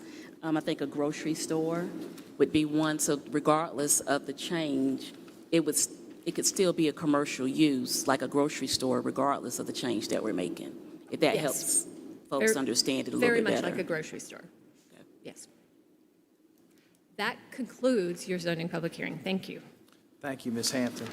Thank you, Krista. Moving into a period of ordinances, first reading, item 21. Ordinance number 2022-047, authorizing the city manager to execute the second amendment of license agreement and memorandum of lease between Core Campus One LLC and the City of Columbia. Is there a motion? Is there a second? Second. Any discussion? Madam Clerk, can you read the roll? Mr. Taylor? Aye. Ms. Herbert? Aye. Dr. Bustles? Aye. Mr. Brennan? Yes. Mr. McDowell? Yes. Mr. Duval? Aye. Mayor Rickaman? Aye. Item 22 is resolution number 2022-042, authorizing the city manager to execute a warranty agreement between Mungo Homes Properties LLC and the City of Columbia. So move, Mr. Mayor. Can I get just a little brief explanation of what exactly this is? I can't hear you, Mr. Taylor, I'm sorry. I don't hear it. Can you hear me now?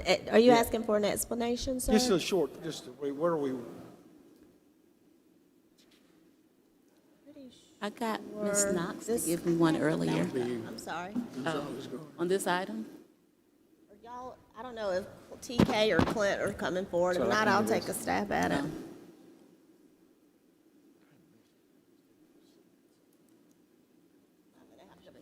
What's going on? I just, like I say, I apologize. I missed it when I was doing my review. And I don't have the attachment in front of me and just.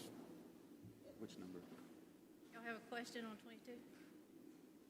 What's the warranty for? The warranty, from my understanding, is all the sections of the development's not finished. They need to bond out. And so, This is Gonzalez, isn't it? and so, but we don't want to do it because their construction work may destroy some of the things, and so they're warranting that they will fix that. The or Mungo's cover those. warranting to us, they will Yes. fix Yeah. it. Yes. Yes. I second the motion. So I got a motion and a second. Is there any discussion? Hearing none, seeing none, Madam Clerk, can you read the roll? Mr. Taylor? Aye. Ms. Herbert? Aye. Dr. Bustles? Aye. Mr. Brennan? Yes. Mr. McDowell? Yes. Mr. Duval? Aye. Mayor Rickaman? Aye. Item 23 is resolution number R 2022-039, authorizing consumption of beer and wine only within Boyd Plaza adjacent to the Columbia Museum of Art. Motion to approve. Second. We have a motion and a second. Any discussion? Seeing none, hearing none. Madam Clerk, could you read the roll, please? Mr. Taylor? Aye. Ms. Herbert? Aye. Dr. Bustles? Aye. Mr. Brennan? Yes. Mr. McDowell? Yes. Mr. Duval? Aye. Mayor Rickaman?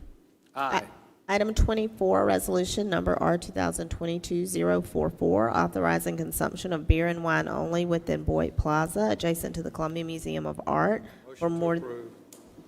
Got a motion to approve. Is there a second? I have a second. Madam Clerk, could you read the roll, please? Mr. Taylor? Aye. Ms. Herbert? Aye. Dr. Bustles? Aye. Mr. Brennan? Yes. Mr. McDowell? Yes. Mr. Duval? Aye. Mayor Rickaman? Aye. Thank you. Appointments, you have 4 items here: the Bull Street Commission, Design Development Review Commission, Hospitality Tax Advisory Committee, and the Richland Lexington Airport Commission. I think Matt, I have to look, I don't remember the district. Who we had, Matt, who? no, he's from District 3. Who's on from District 1 on the Bull Street Commission now? Well, a lot of them. Ellen was. Ellen Cooper. I'm asking this just so I can make sure that, what I'm putting forth is a slate for the Bull Street Commission of Ashley Elzey, Matt Varner, and Christian Jerome. There is District 1 representation already on the board existing. Rebecca's, Rebecca.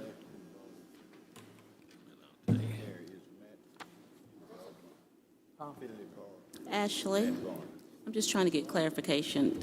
Bull Street Commission, there is District 1. Ellen Cooper did represent District 1. Rebecca Haynes is District. Rebecca Haynes? Okay, Yeah. that's fine. Sabrina is district. Well, she works there. All right, is there a motion? I didn't hear.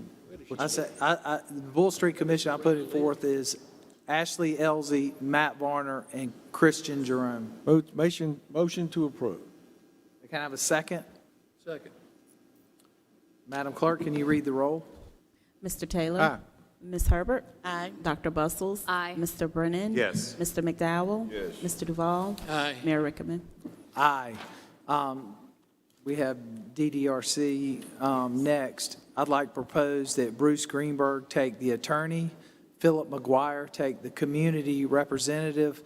Council as a whole is asked to hold the architectural historian until our next meeting. So with that, I move forth. I make a motion to approve. I have a motion. Is there a second? Is that, Mr. Mayor? Yes, sir. That's with the vacancies and one vacancy. That we're leaving Tonight. open. Yes, sir. All right. Is there a second? Second. All right, we have a motion and a second. Madam Clerk, can you read the roll? Mr. Taylor? Aye. Ms. Herbert? Aye. Dr. Bustles? Aye. Mr. Brennan? Yes. Mr. McDowell? Yes. Mr. Duval? Aye. Mayor Rickaman? Aye. Food Policy Committee is next. We have one opening. We It's being deferred that deferred. item. It's being deferred. We deferred that That item. got deferred. Y'all deferred that one too? Yes, sir. I missed This- that. Sorry, my apologies. Now, I think that the opening came in very late, so we'll do that. There are some positions coming at the end of the year too as well, for the record. Hospitality Tax Advisory Committee, we need to make sure that we approve. We had put James Williams on there last time, but we didn't do it correctly, so I want to make sure that we're adding James Williams and then Putnam Patel as the at-large member. Those are Poonam Patel. Poonam. It's Poonam? Oh, it says Putnam on my sheet. I typed it in Southern, I'm sorry. Does that still give us a vacancy? No, it says Poonam here on my sheet. It says Putnam. Is there a motion? I'd like to make a motion to approve. Is there a second? Let me ask you a question. Yes, sir. Is there another vacancy on hospitality? So currently there is one vacancy for at-large and one for restaurateur. So we're talking about two vacancies? Yes, sir, For that's hospita- for hospitality, that's remaining. Because you Right. all appointed some last. Can we approve deferring the positions until our next gathering? They got to meet. Yeah, they got to meet. Yeah, but we're But you not still meeting got until after they start. No, this would do it for this segment. All right. I know that there's two other persons in the batter's box, is that right? Yeah, there's a total of 8 applicants that can be. I'm sorry? There's a total of 8 applicants left from the original pool where you all appointed last meeting that are eligible for the 2 vacancies, one at large and one restaurateur. And so I do have a question. We have to appoint Mr. Williams because we had already done that last time. We just had to do it officially. So that would leave one slot open. It gives it a majority. And let me just say, and looking at the examination, we went for, frankly, a minority female for that second position, which was Ms. Patel, who is, she was with MUSC, and I think came very highly recommended. She's a female? Yeah. I couldn't hear. I couldn't hear what you said. I'm sorry. Ms. Patel was a minority female that was put onto the committee. She's from MUSC, so they're very invested in that she fits the criteria for the at-large. I will say, just my personal perspective, I would like for us to hold that second one only in the light of the correspondence that we received. And I personally just haven't had a chance to look at it. Are you all on hospitality tax? Because I know Ms. Patel applied for Bull Street And she applied for Commission. Bull Street, and when we got a request to move it to H-Town. Oh, okay. Same thing, It's just a little fast for me. So let's move forward. Mr. Williams, we'll hold the other. We have a majority. They can meet. We'll move forward. I mean, if you're not prepared to to bring somebody else forth, then let's just We bring it got to a the motion on the floor with a second. And you can, I mean, honestly, you can go ahead, out just so y'all would understand. Yeah. I understand. I think we have, like I said, with Mr. Williams, that was kind of a procedural thing that was missed. And I think Ms. Patel is just, those are the kind of candidates you hope to get, to be perfectly honest with you. But just based on, Mr. Mayor, I know Yes, sir. we're in a period of discussion. Yes, But sir. just based on the email that was sent out by the chair of that committee, we need to be sensitive to, and I'm sure I understand Ms. Patel, but we do need to be sensitive to diversity. I know Ms. Patel personally, and she had requested to move because she got confused with the application process, and she is a person of color. I think that she would do a wonderful job. She's a strategic engagement manager for MUSC and has great relationships across the city. And I urge you all to consider allowing her to be our at-large person on HTAX. No, I'm not questioning her credentials at all, Dr. Brussels. I'm not. There needs to be a genuine conversation about diversity on boards and commissions, simple as that.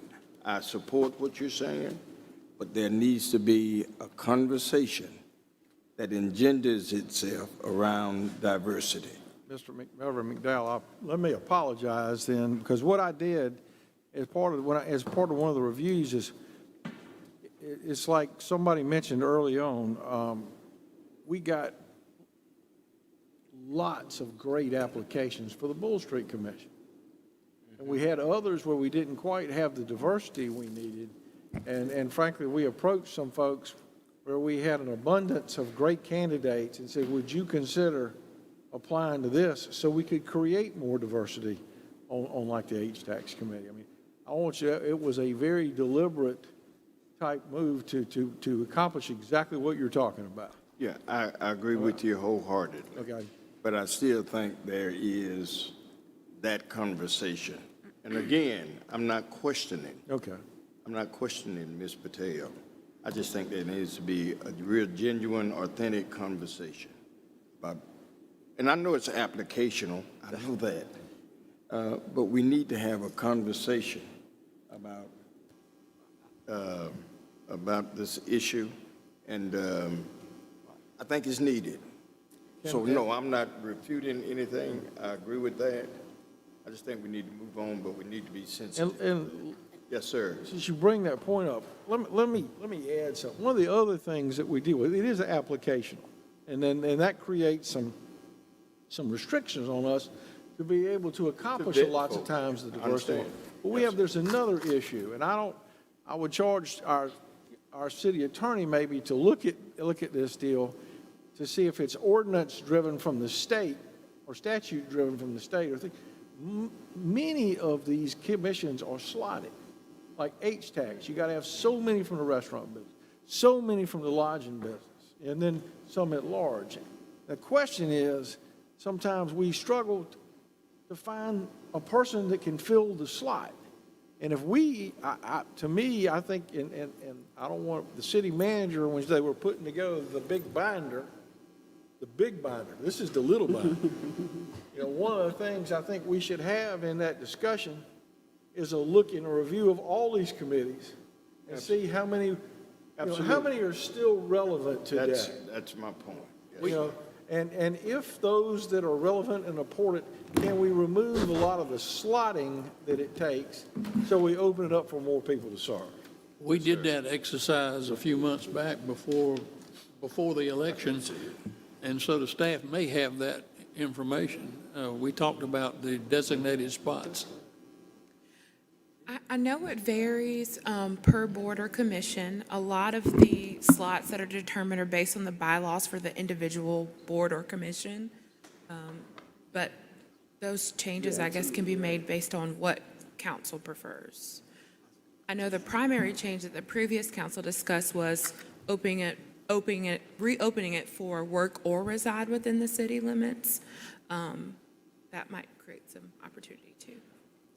Well, I just wanted to add, since this particular position, this wasn't where I was going to mention it, but because this particular board brought on the diversity discussion, last night in a neighborhood meeting, one of the complaints I got was the meeting time. So I think that there are a lot of things that we can look at to increase accessibility for the boards and commissions. But one of the things that a lot of folks, like some of them have to take leave to come to a meeting at 10 o'clock or 4 o'clock. And so there are people who don't apply. So I think that when we're looking at it, let's take a moment and look at all of those reasons. My understanding was that it was because staff is not allowed, they're not allowed to have evening meetings because of staff time. And I was like, I don't think that's necessarily true, because I know CAC does in the evenings. But as we have that discussion, that is one of the things I think we should look at is the time of the meetings. Mr. Mayor? I agree with you. Mr. Mayor, can we refer that to the administrative committee and call for the vote on the motion at hand? Yes, sir. Absolutely, at the appropriate time, we can do that. Yes. Good point. Right now, we got a motion on the floor that has a second. Madam Clerk, could you read the roll, please? And can we repeat what we're voting on? Or we got- Yes, we we're got two, or- we're voting on two, James Williams and Putnam Patel. And what positions are they? They are, One is the restaurateur, is one in the large. As you know, that committee has a pretty strict structure. I think what Mr.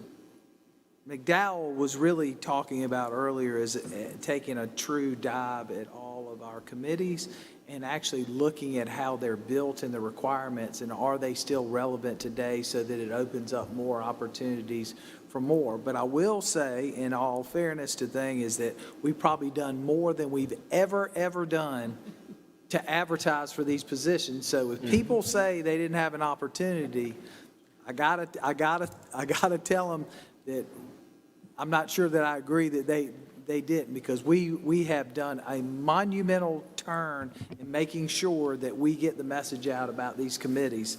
So, but we will continue to improve. We will continue to discuss things. I know that our viewership online has increased tremendously, and we'll do things. If things need to be changed because more people feel left out, then So we'll does that discuss mean- it. There's a motion on the floor. Does that mean 5 p.m. city council meetings next year, maybe? Do what? I said, does that mean maybe 5 p.m. meetings next year? You got to get a different job. You signed up for the city of Columbia. It's first and foremost on your list, young lady. Move the previous question. I'd like to review my motion to approve these two candidates to the H-Tax Committee. Yeah. So we're voting on two people. Yes. Okay. Okay. Mr. Taylor? Aye. Ms. Herbert? nay. Dr. Bustles? Aye. Mr. Brennan? Yes. Mr. McDowell? Nay. Mr. Duval? Aye. Mayor Rickaman? Aye. Thank you. Okay. Now, I'd like to ask that we refer it officially to the administrative committee. We're not there yet. We have one more commission. I know y'all are excited. You're full of energy. You got your second win because we've been here since 1, or some of y'all been here since 10. The next one is Richland County Airport Commission. We would like to reappoint Ms. Walker to that position. Is there a motion? So move. Is there a second? Second. We have a motion on the floor. It's been a second. Madam Clerk, can you read the roll, please? Mr. Taylor? Aye. Ms. Herbert? Aye. Dr. Bustles? Aye. Mr. Brennan? Yes. Mr. McDowell? Yes. Mr. Duval? Aye. Mayor Rickaman? Aye. Thank you. Thank you. Now, I'd like to make a motion that we refer the diversity discussion, the sliding commercial, the evaluation of committee structure, and the elimination of ex officio non-appointed members to the certain committees that we have, to the administrative committee, chaired by Mr. McDowell. Ms. Hammond, you have that? Can you repeat the part about the elimination? Just the elimination of non-appointed ex officio members, just the overall evaluation of the complete committee listings, the works. I mean, this is just a review. Yes, And sir. come back to times. council with recommendations of, and I think we need the city attorney probably to be involved with that, because I have a feeling that some of these statutes, like on some of these deals like hospitality tax, the boards may be governed by some type of state statute. I heard Councilwoman Herbert say meeting times as well. Meeting times. I mean, yeah, I would say that anybody that has anything that needs to be discussed, committees, to email Reverend McDowell accordingly and get it on the list, including city staff that thinks there's things that we need to look at as well. You got that, include Madam? reviewing if they're needed That's still, right. some That's if they're correct. even needed at all. Okay. You got that, Madam Clerk? I do, thank you. Thank you, ma'am. Needed or consolidated in some cases.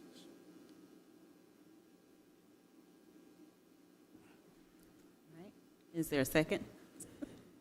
You need to vote on that? or you just Second, refer? second. Referring to committee? Yeah. Yes. Second. Thank you. Mr. Taylor? Aye. Ms. Herbert? Aye. Dr. Bustles? Aye. Mr. Brennan? Yes. Mr. McDowell? Yes. Mr. Duval? Aye. Mayor Rickaman? Aye. Thank you. We have come to the point for public input. If there's anyone who'd like to speak on any subject, Other committee reports, Are we doing Mayor? committee reports? We don't have. y'all have reports? Everybody got quiet, so. Well, I would like to give you a brief report on our Economic Development and Community Development Committee. Please go ahead. An hour and 45 minutes this morning. I mean, it was a very robust, very positive discussion on the things that council and staff are working together on to eliminate things that make us less competitive with the area and sponsor small business growth and new investment across the entire city. I mean, I think one of the things that's most exciting for me is things that we discussed a couple of years ago for relative simply one economic area have now been expanded citywide. I think we'll have recommendations for council coming up soon on certain things that have to be passed by ordinances, the elimination of certain fees that have been deal killers and things that I think you'll be extraordinarily excited about. And Mr. Brennan and Ms. Herbert participated lively this morning. Do y'all have any comments you'd like to add to that? No, you did an excellent job, Councilman Taylor.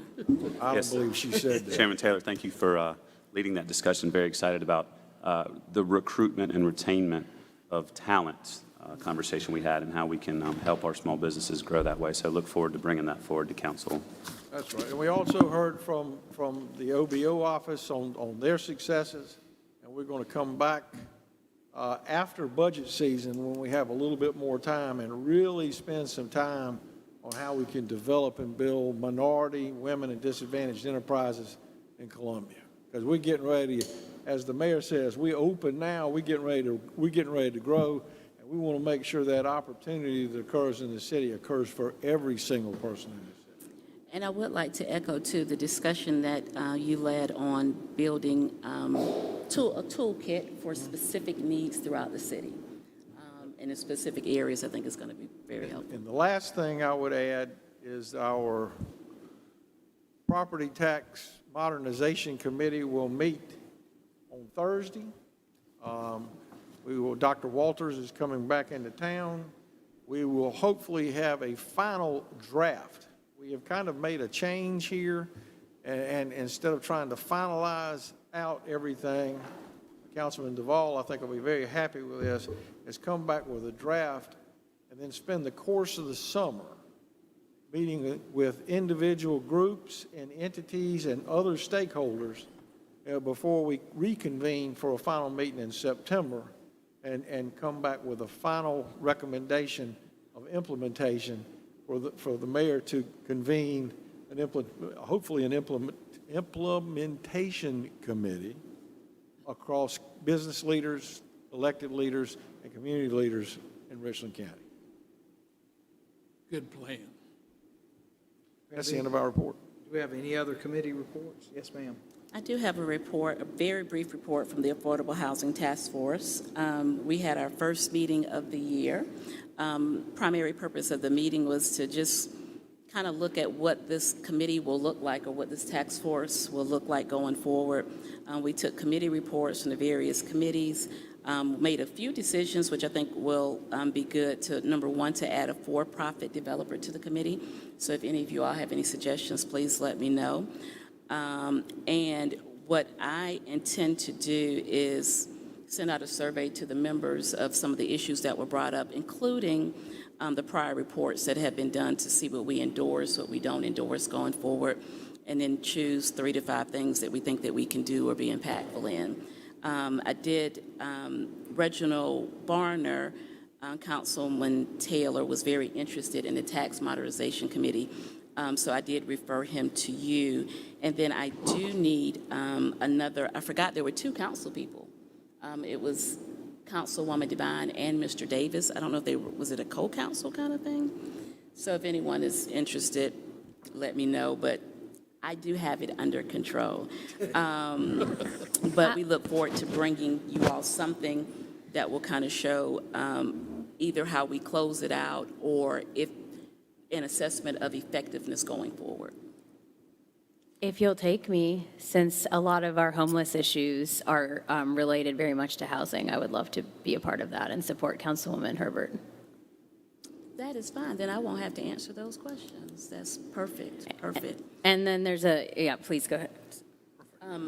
And are there other committee reports? Because I did just have one. Mine was just real quick that tomorrow, as we've mentioned in the last couple of meetings, we've been doing a lot of background homework and meeting with providers and stakeholders in the community. We'll be holding our first task force on homelessness.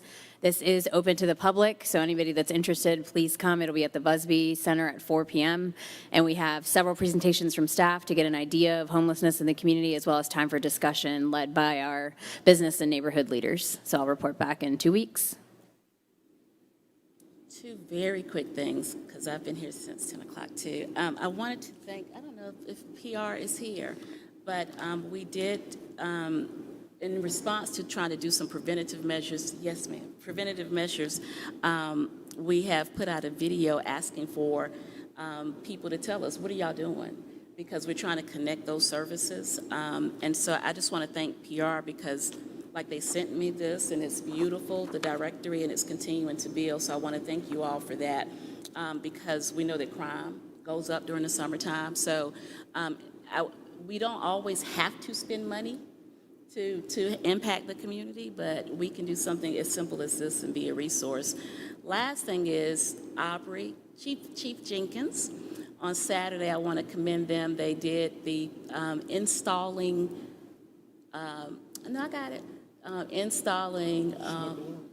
smoke alarms along the Monticello corridor on Saturday. And that was pretty cool. I want to thank you all. We had volunteers that came all the way from Beaufort, which was really impressive to me because 29203 has another great statistic that we're working on with lots of calls and fire calls and lots of deaths. So thank you so much for your sacrifice and the program you all had.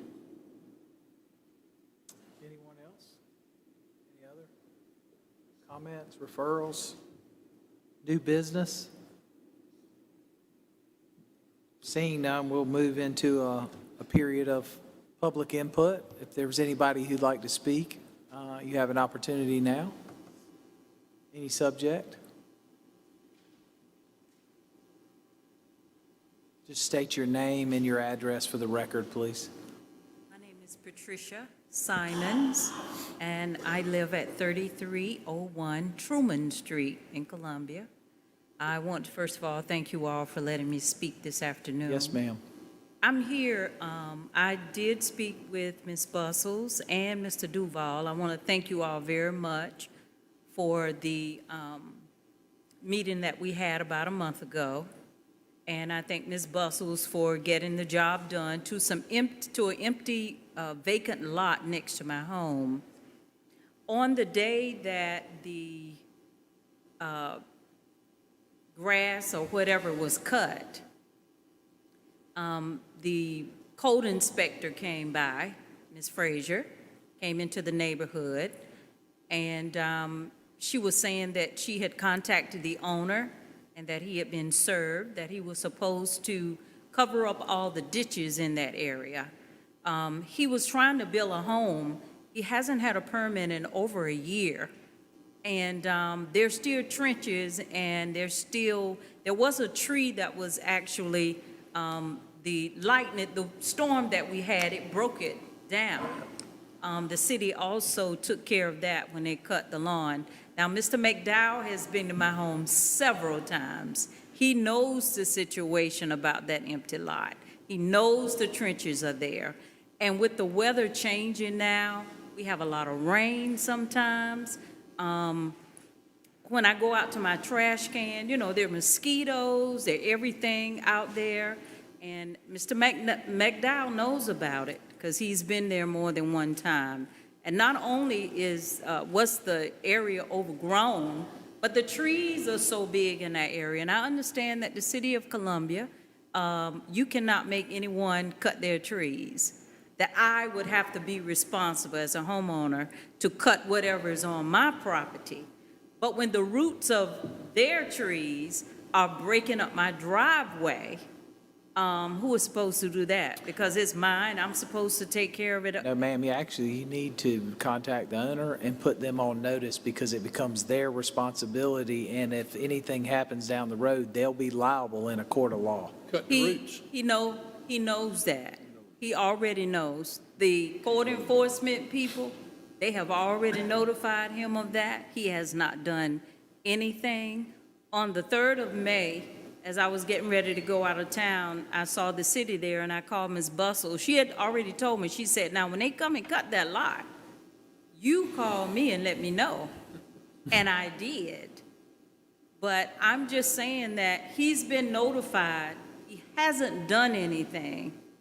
And it just seems like the code enforcement area is kind of slowing up their tracks. I know they're just like everything else in the city. Everything is kind of slowed up. You don't have people to do whatever you need to do. But they could have someone to correspond with me and let me know. I also have another empty lot on the other side where the owner has cut the trees down, but they left all the stumps and the grass is growing up high on that side. So I am between two messes. And I just want to let the city know, let you all know, that something actually needs to be done. I know there's a lot of work going on in Belvedere. I know that. I've lived out there over 40 years. I've been fighting that same owner before my husband passed in February of 20. We were doing it, but because my husband had cancer, his fight was not there anymore to try to do whatever we did. And I've tried to speak with the owner before, but he's not a very nice person to speak with. So I'm just asking that maybe you all could, and don't take my word for it, pass by my house and see what I'm dealing with. Yes, ma'am. All we can do at this point is continue to work through code enforcement and go through the legal system. My question would be, is there an opportunity for us to talk to the owner about selling it? Because maybe somebody would like to build a house in that neighborhood and get something done. So, Well, the thing is, Mr. McDowell has already seen the property. It used to have a house there years and years ago. The owner, she passed, so it became the property of the city.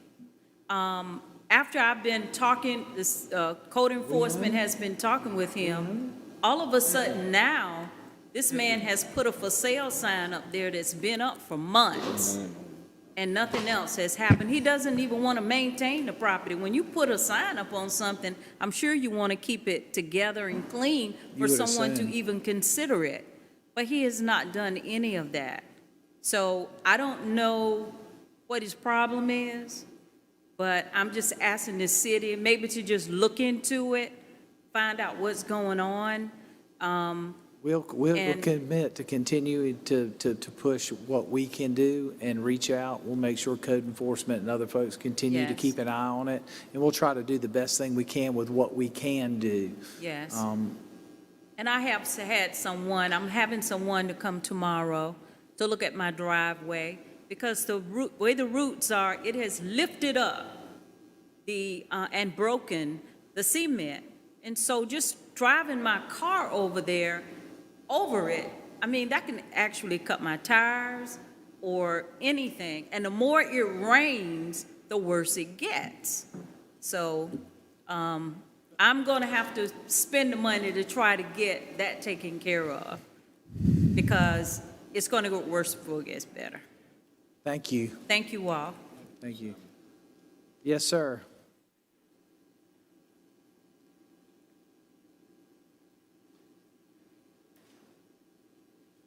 Hello, my name is Hayden Blakeney. I live at 3227 Prentice Avenue, right behind Rosewood Elementary. I would say good afternoon, but my watch tells me it's becoming evening, so I'll say good evening and hopefully keep this a little brief.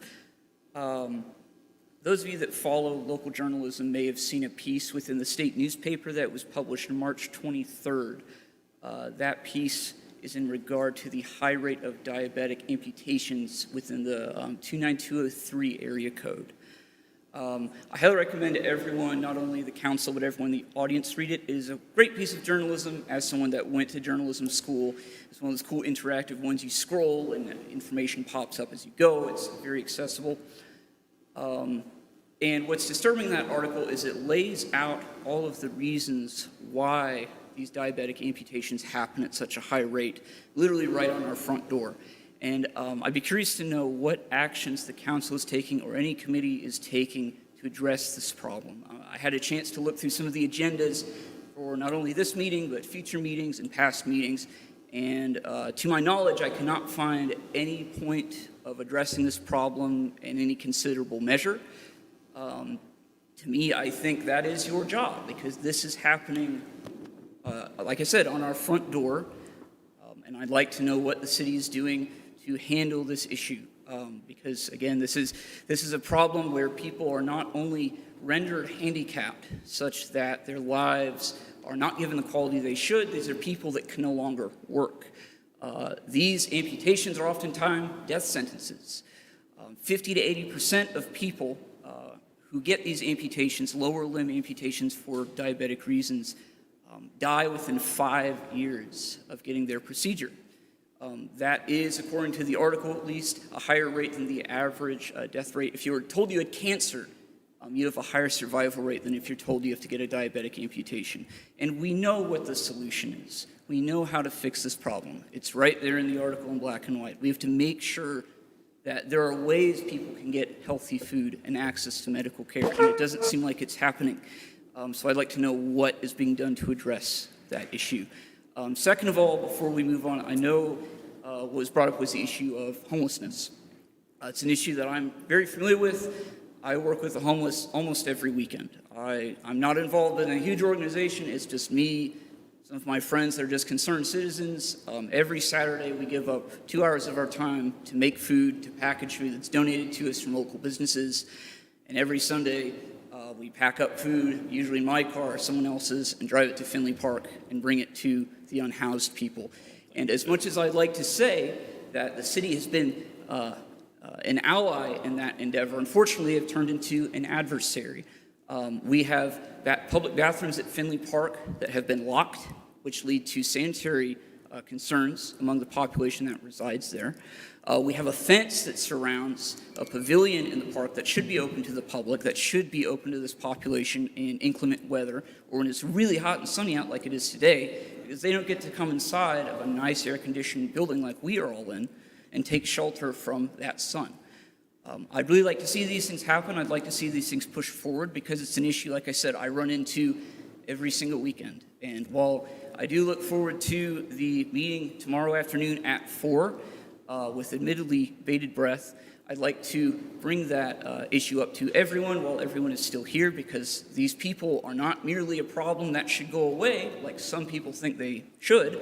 They're not merely people to send to another city with a bus ticket. They are members of our community. They're my friends, and they're your constituents. So I'd like to know what's being done to help them out. And I'm sorry, tell me, is it okay? Yes, ma'am, please. And tell me your name again? My name's Hayden. Hayden, are you I've talked to somebody who wrote the article. Are you that person or no? I didn't write the article. I wish I did. Okay. I think it's a great article. He's I didn't. since moved. No, so there are a couple of things that are in the works, but I will tell you from a person from private sector, the city works in city time. I don't mean to say that in a bad way, but we do work at a different level of time, but we do have a food policy committee. And I guess Mayor Rickaman can talk a little bit about that, but they are working on a couple of things. But just today, in our Economic and Community Development meeting, Mr. Taylor had a really good recommendation that I think we're going to flesh out with our Office of Business Opportunities about providing incentives for grocers or different businesses that are providing healthy foods. But in addition to that, and then I hesitate to say some of them because they're in the works, okay? We don't know how they flesh out, but I don't want the public to think that we're not doing anything or not thinking about it. Just a few minutes ago, I was exchanging emails about sidewalks because I'm born and bred in 29203, okay, all my life. And we don't have a lot of sidewalks, and I think that's a direct correlation with our health and our ability to prevent having diabetes. So I was literally getting cost estimates for sidewalks today. We're doing a biking initiative in Greenview on Saturday with the Parks and Rec. Henry's making me do it, but and the police, yeah. So there are a lot of different things that are going on, and I know that we may not move in the speed that the public wants us to, but there's several discussions and ideas that are going on. And because I'm born and bred in 29203, I take it very personally. And I know that being an example is one of those things that I can do, so we'll be doing walking on Wednesdays. So give us a little bit of time. It's a new council, and we're getting adjusted, but do not think that that is not a concern that we don't think about on a daily basis. And I would just like to echo Councilwoman Herbert on that. I'm an epidemiologist by trade, so I'm happy to connect you to many organizations, including the Alliance for Healthier South Carolina, of which I'm a member, that is working on looking at how we improve the health and well-being of South Carolinians holistically, including some efforts in the Midlands. But I think what Councilwoman Herbert said is exactly on the money, in that we are thinking about this every day. We recognize that your health and your optimal well-being is not just influenced by access to food, it's influenced by economic opportunities, safe roads, safe neighborhoods, less violence, youth having potential, seeing their potential because they know that there's lots of opportunities out there for them. It has to do with transportation. These are all things that we think about every day. And so to be able to package it in this, perfect little present is hard to do at the moment, but know that we are all looking at it with the ultimate goal of how do we reduce disparities so that our kids in 29203 have the same life opportunities as across the city. And I'm very pleased for someone who is coming in with a different perspective to have colleagues that are willing to think in that sense in terms of how we really move the needle, especially after the pandemic, seeing how so many existing disparities, like with diabetes and a lot of other chronic conditions, the pandemic has simply exacerbated them. They already existed, and now we're seeing the gap even more. So I want you to know that there is a lot of different things that we are working on, and it's something that I would say a lot of us are very passionate about, and we hope to, through our systemic approach, make a difference and prevent poor health outcomes from happening. And I do appreciate those responses. I think, again, issuing incentives to get healthy grocery stores, I wholeheartedly endorse that. And I absolutely respect that a lot of these things do take some time, but at the same time, with all due respect, I feel like it would take even more time if people didn't complain about it like I'm doing right now. So that's the only reason I'm here, is to kind of poke that issue a bit. Like I said, I will be going to the homelessness task force tomorrow. I'd be really interested in seeing what the options are. Absolutely. Thank you. Thank you, sir.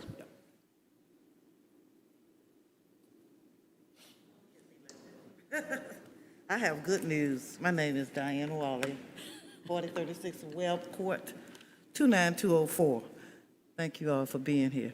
I have good news. We got a new service station in our neighborhood, and Mr. McDowell was out there with me yesterday, but he wanted to do ribbon cutting.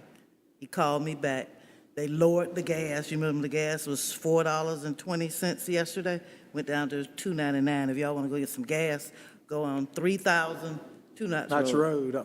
That's right. Dental clinic. But I'm inviting y'all to.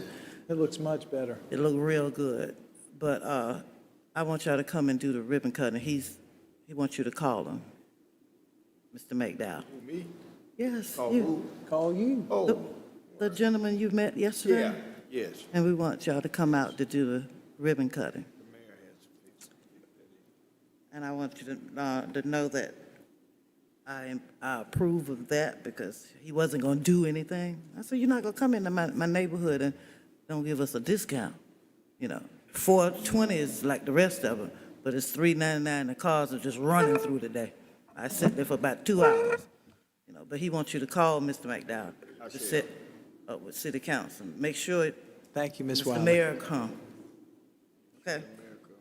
See, I don't always be bad, but, you know, look, I was taught by a grandmother to say what's on your mind and get it over with. And you have succeeded, my That's dear. right. I'm not mad at you. And happy birthday to you. Thank you, Ms. Wiley. Is there anyone else who'd like to speak this evening?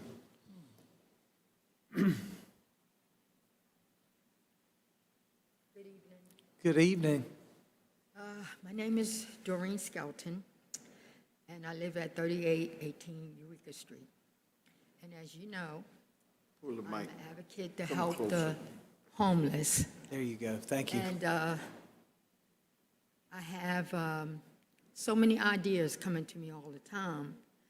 I spoke with some homeless people on the streets after I left the meeting here the other Tuesday, that we had last meeting. And I saw two people that one of them have a part-time job, and one of them is looking for a job. So what I'm asking the city to do is see if we can create some type of facilities where these people that are looking for jobs, where they can go take showers, get a decent meal, and be able to have some place where they can get contact information about a job that is trying to hire them.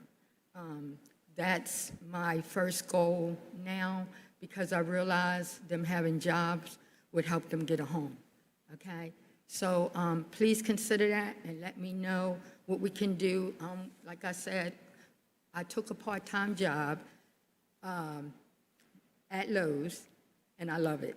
I really love it. I said I should have done this before, but anyway, I was a school teacher at Richmond too, not assistant, and I retired, like I said, but I'm really enjoying my job so much that I'm like, why didn't I do this before? You know, I really love building and dealing with plants and things like that. So, but anyway, please let me know, Miss Dr.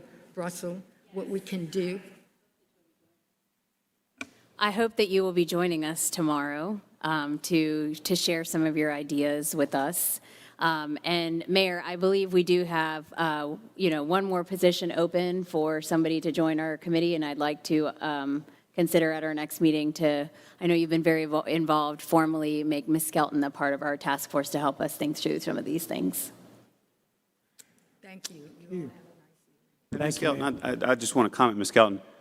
I was at Lowe's yesterday, and now I recognize you. You were the nicest checkout greeter that I remember. I said, well, she said hello to me. That's the first time in a long time, so keep it up. Well, I used to go to Lowe's a lot On the of Garner's times Ferry. myself. Lowe's, yes. absolutely. And the people did not assist me at all, so I'm like, I'm going to assist everybody that comes in here, make sure they get what they need. Have a good day. Thank you. Is there anybody else that would like to speak?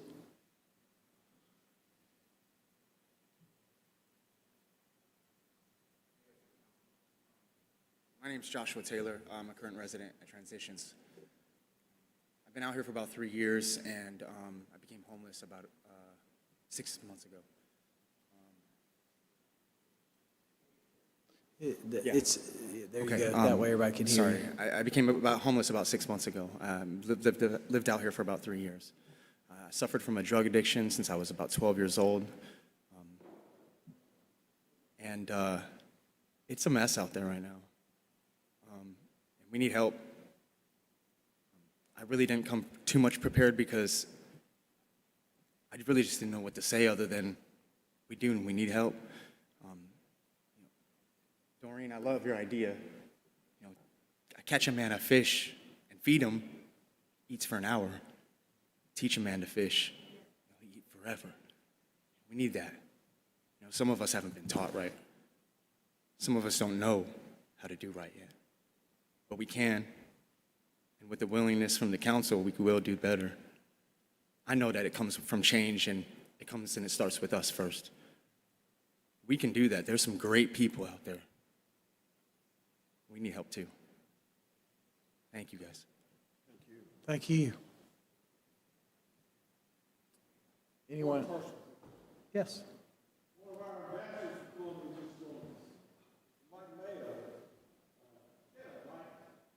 One of our ambassadors this year, and man, if you want to go down the river in an inner tube, or you want to go to the Congaree National Forest in the winter when the snakes don't drop out of trees, Mike is the man. And I'm telling you, he does a greater job of selling our city in the area than just about anybody I know. So Mike, good to have you up here with us today.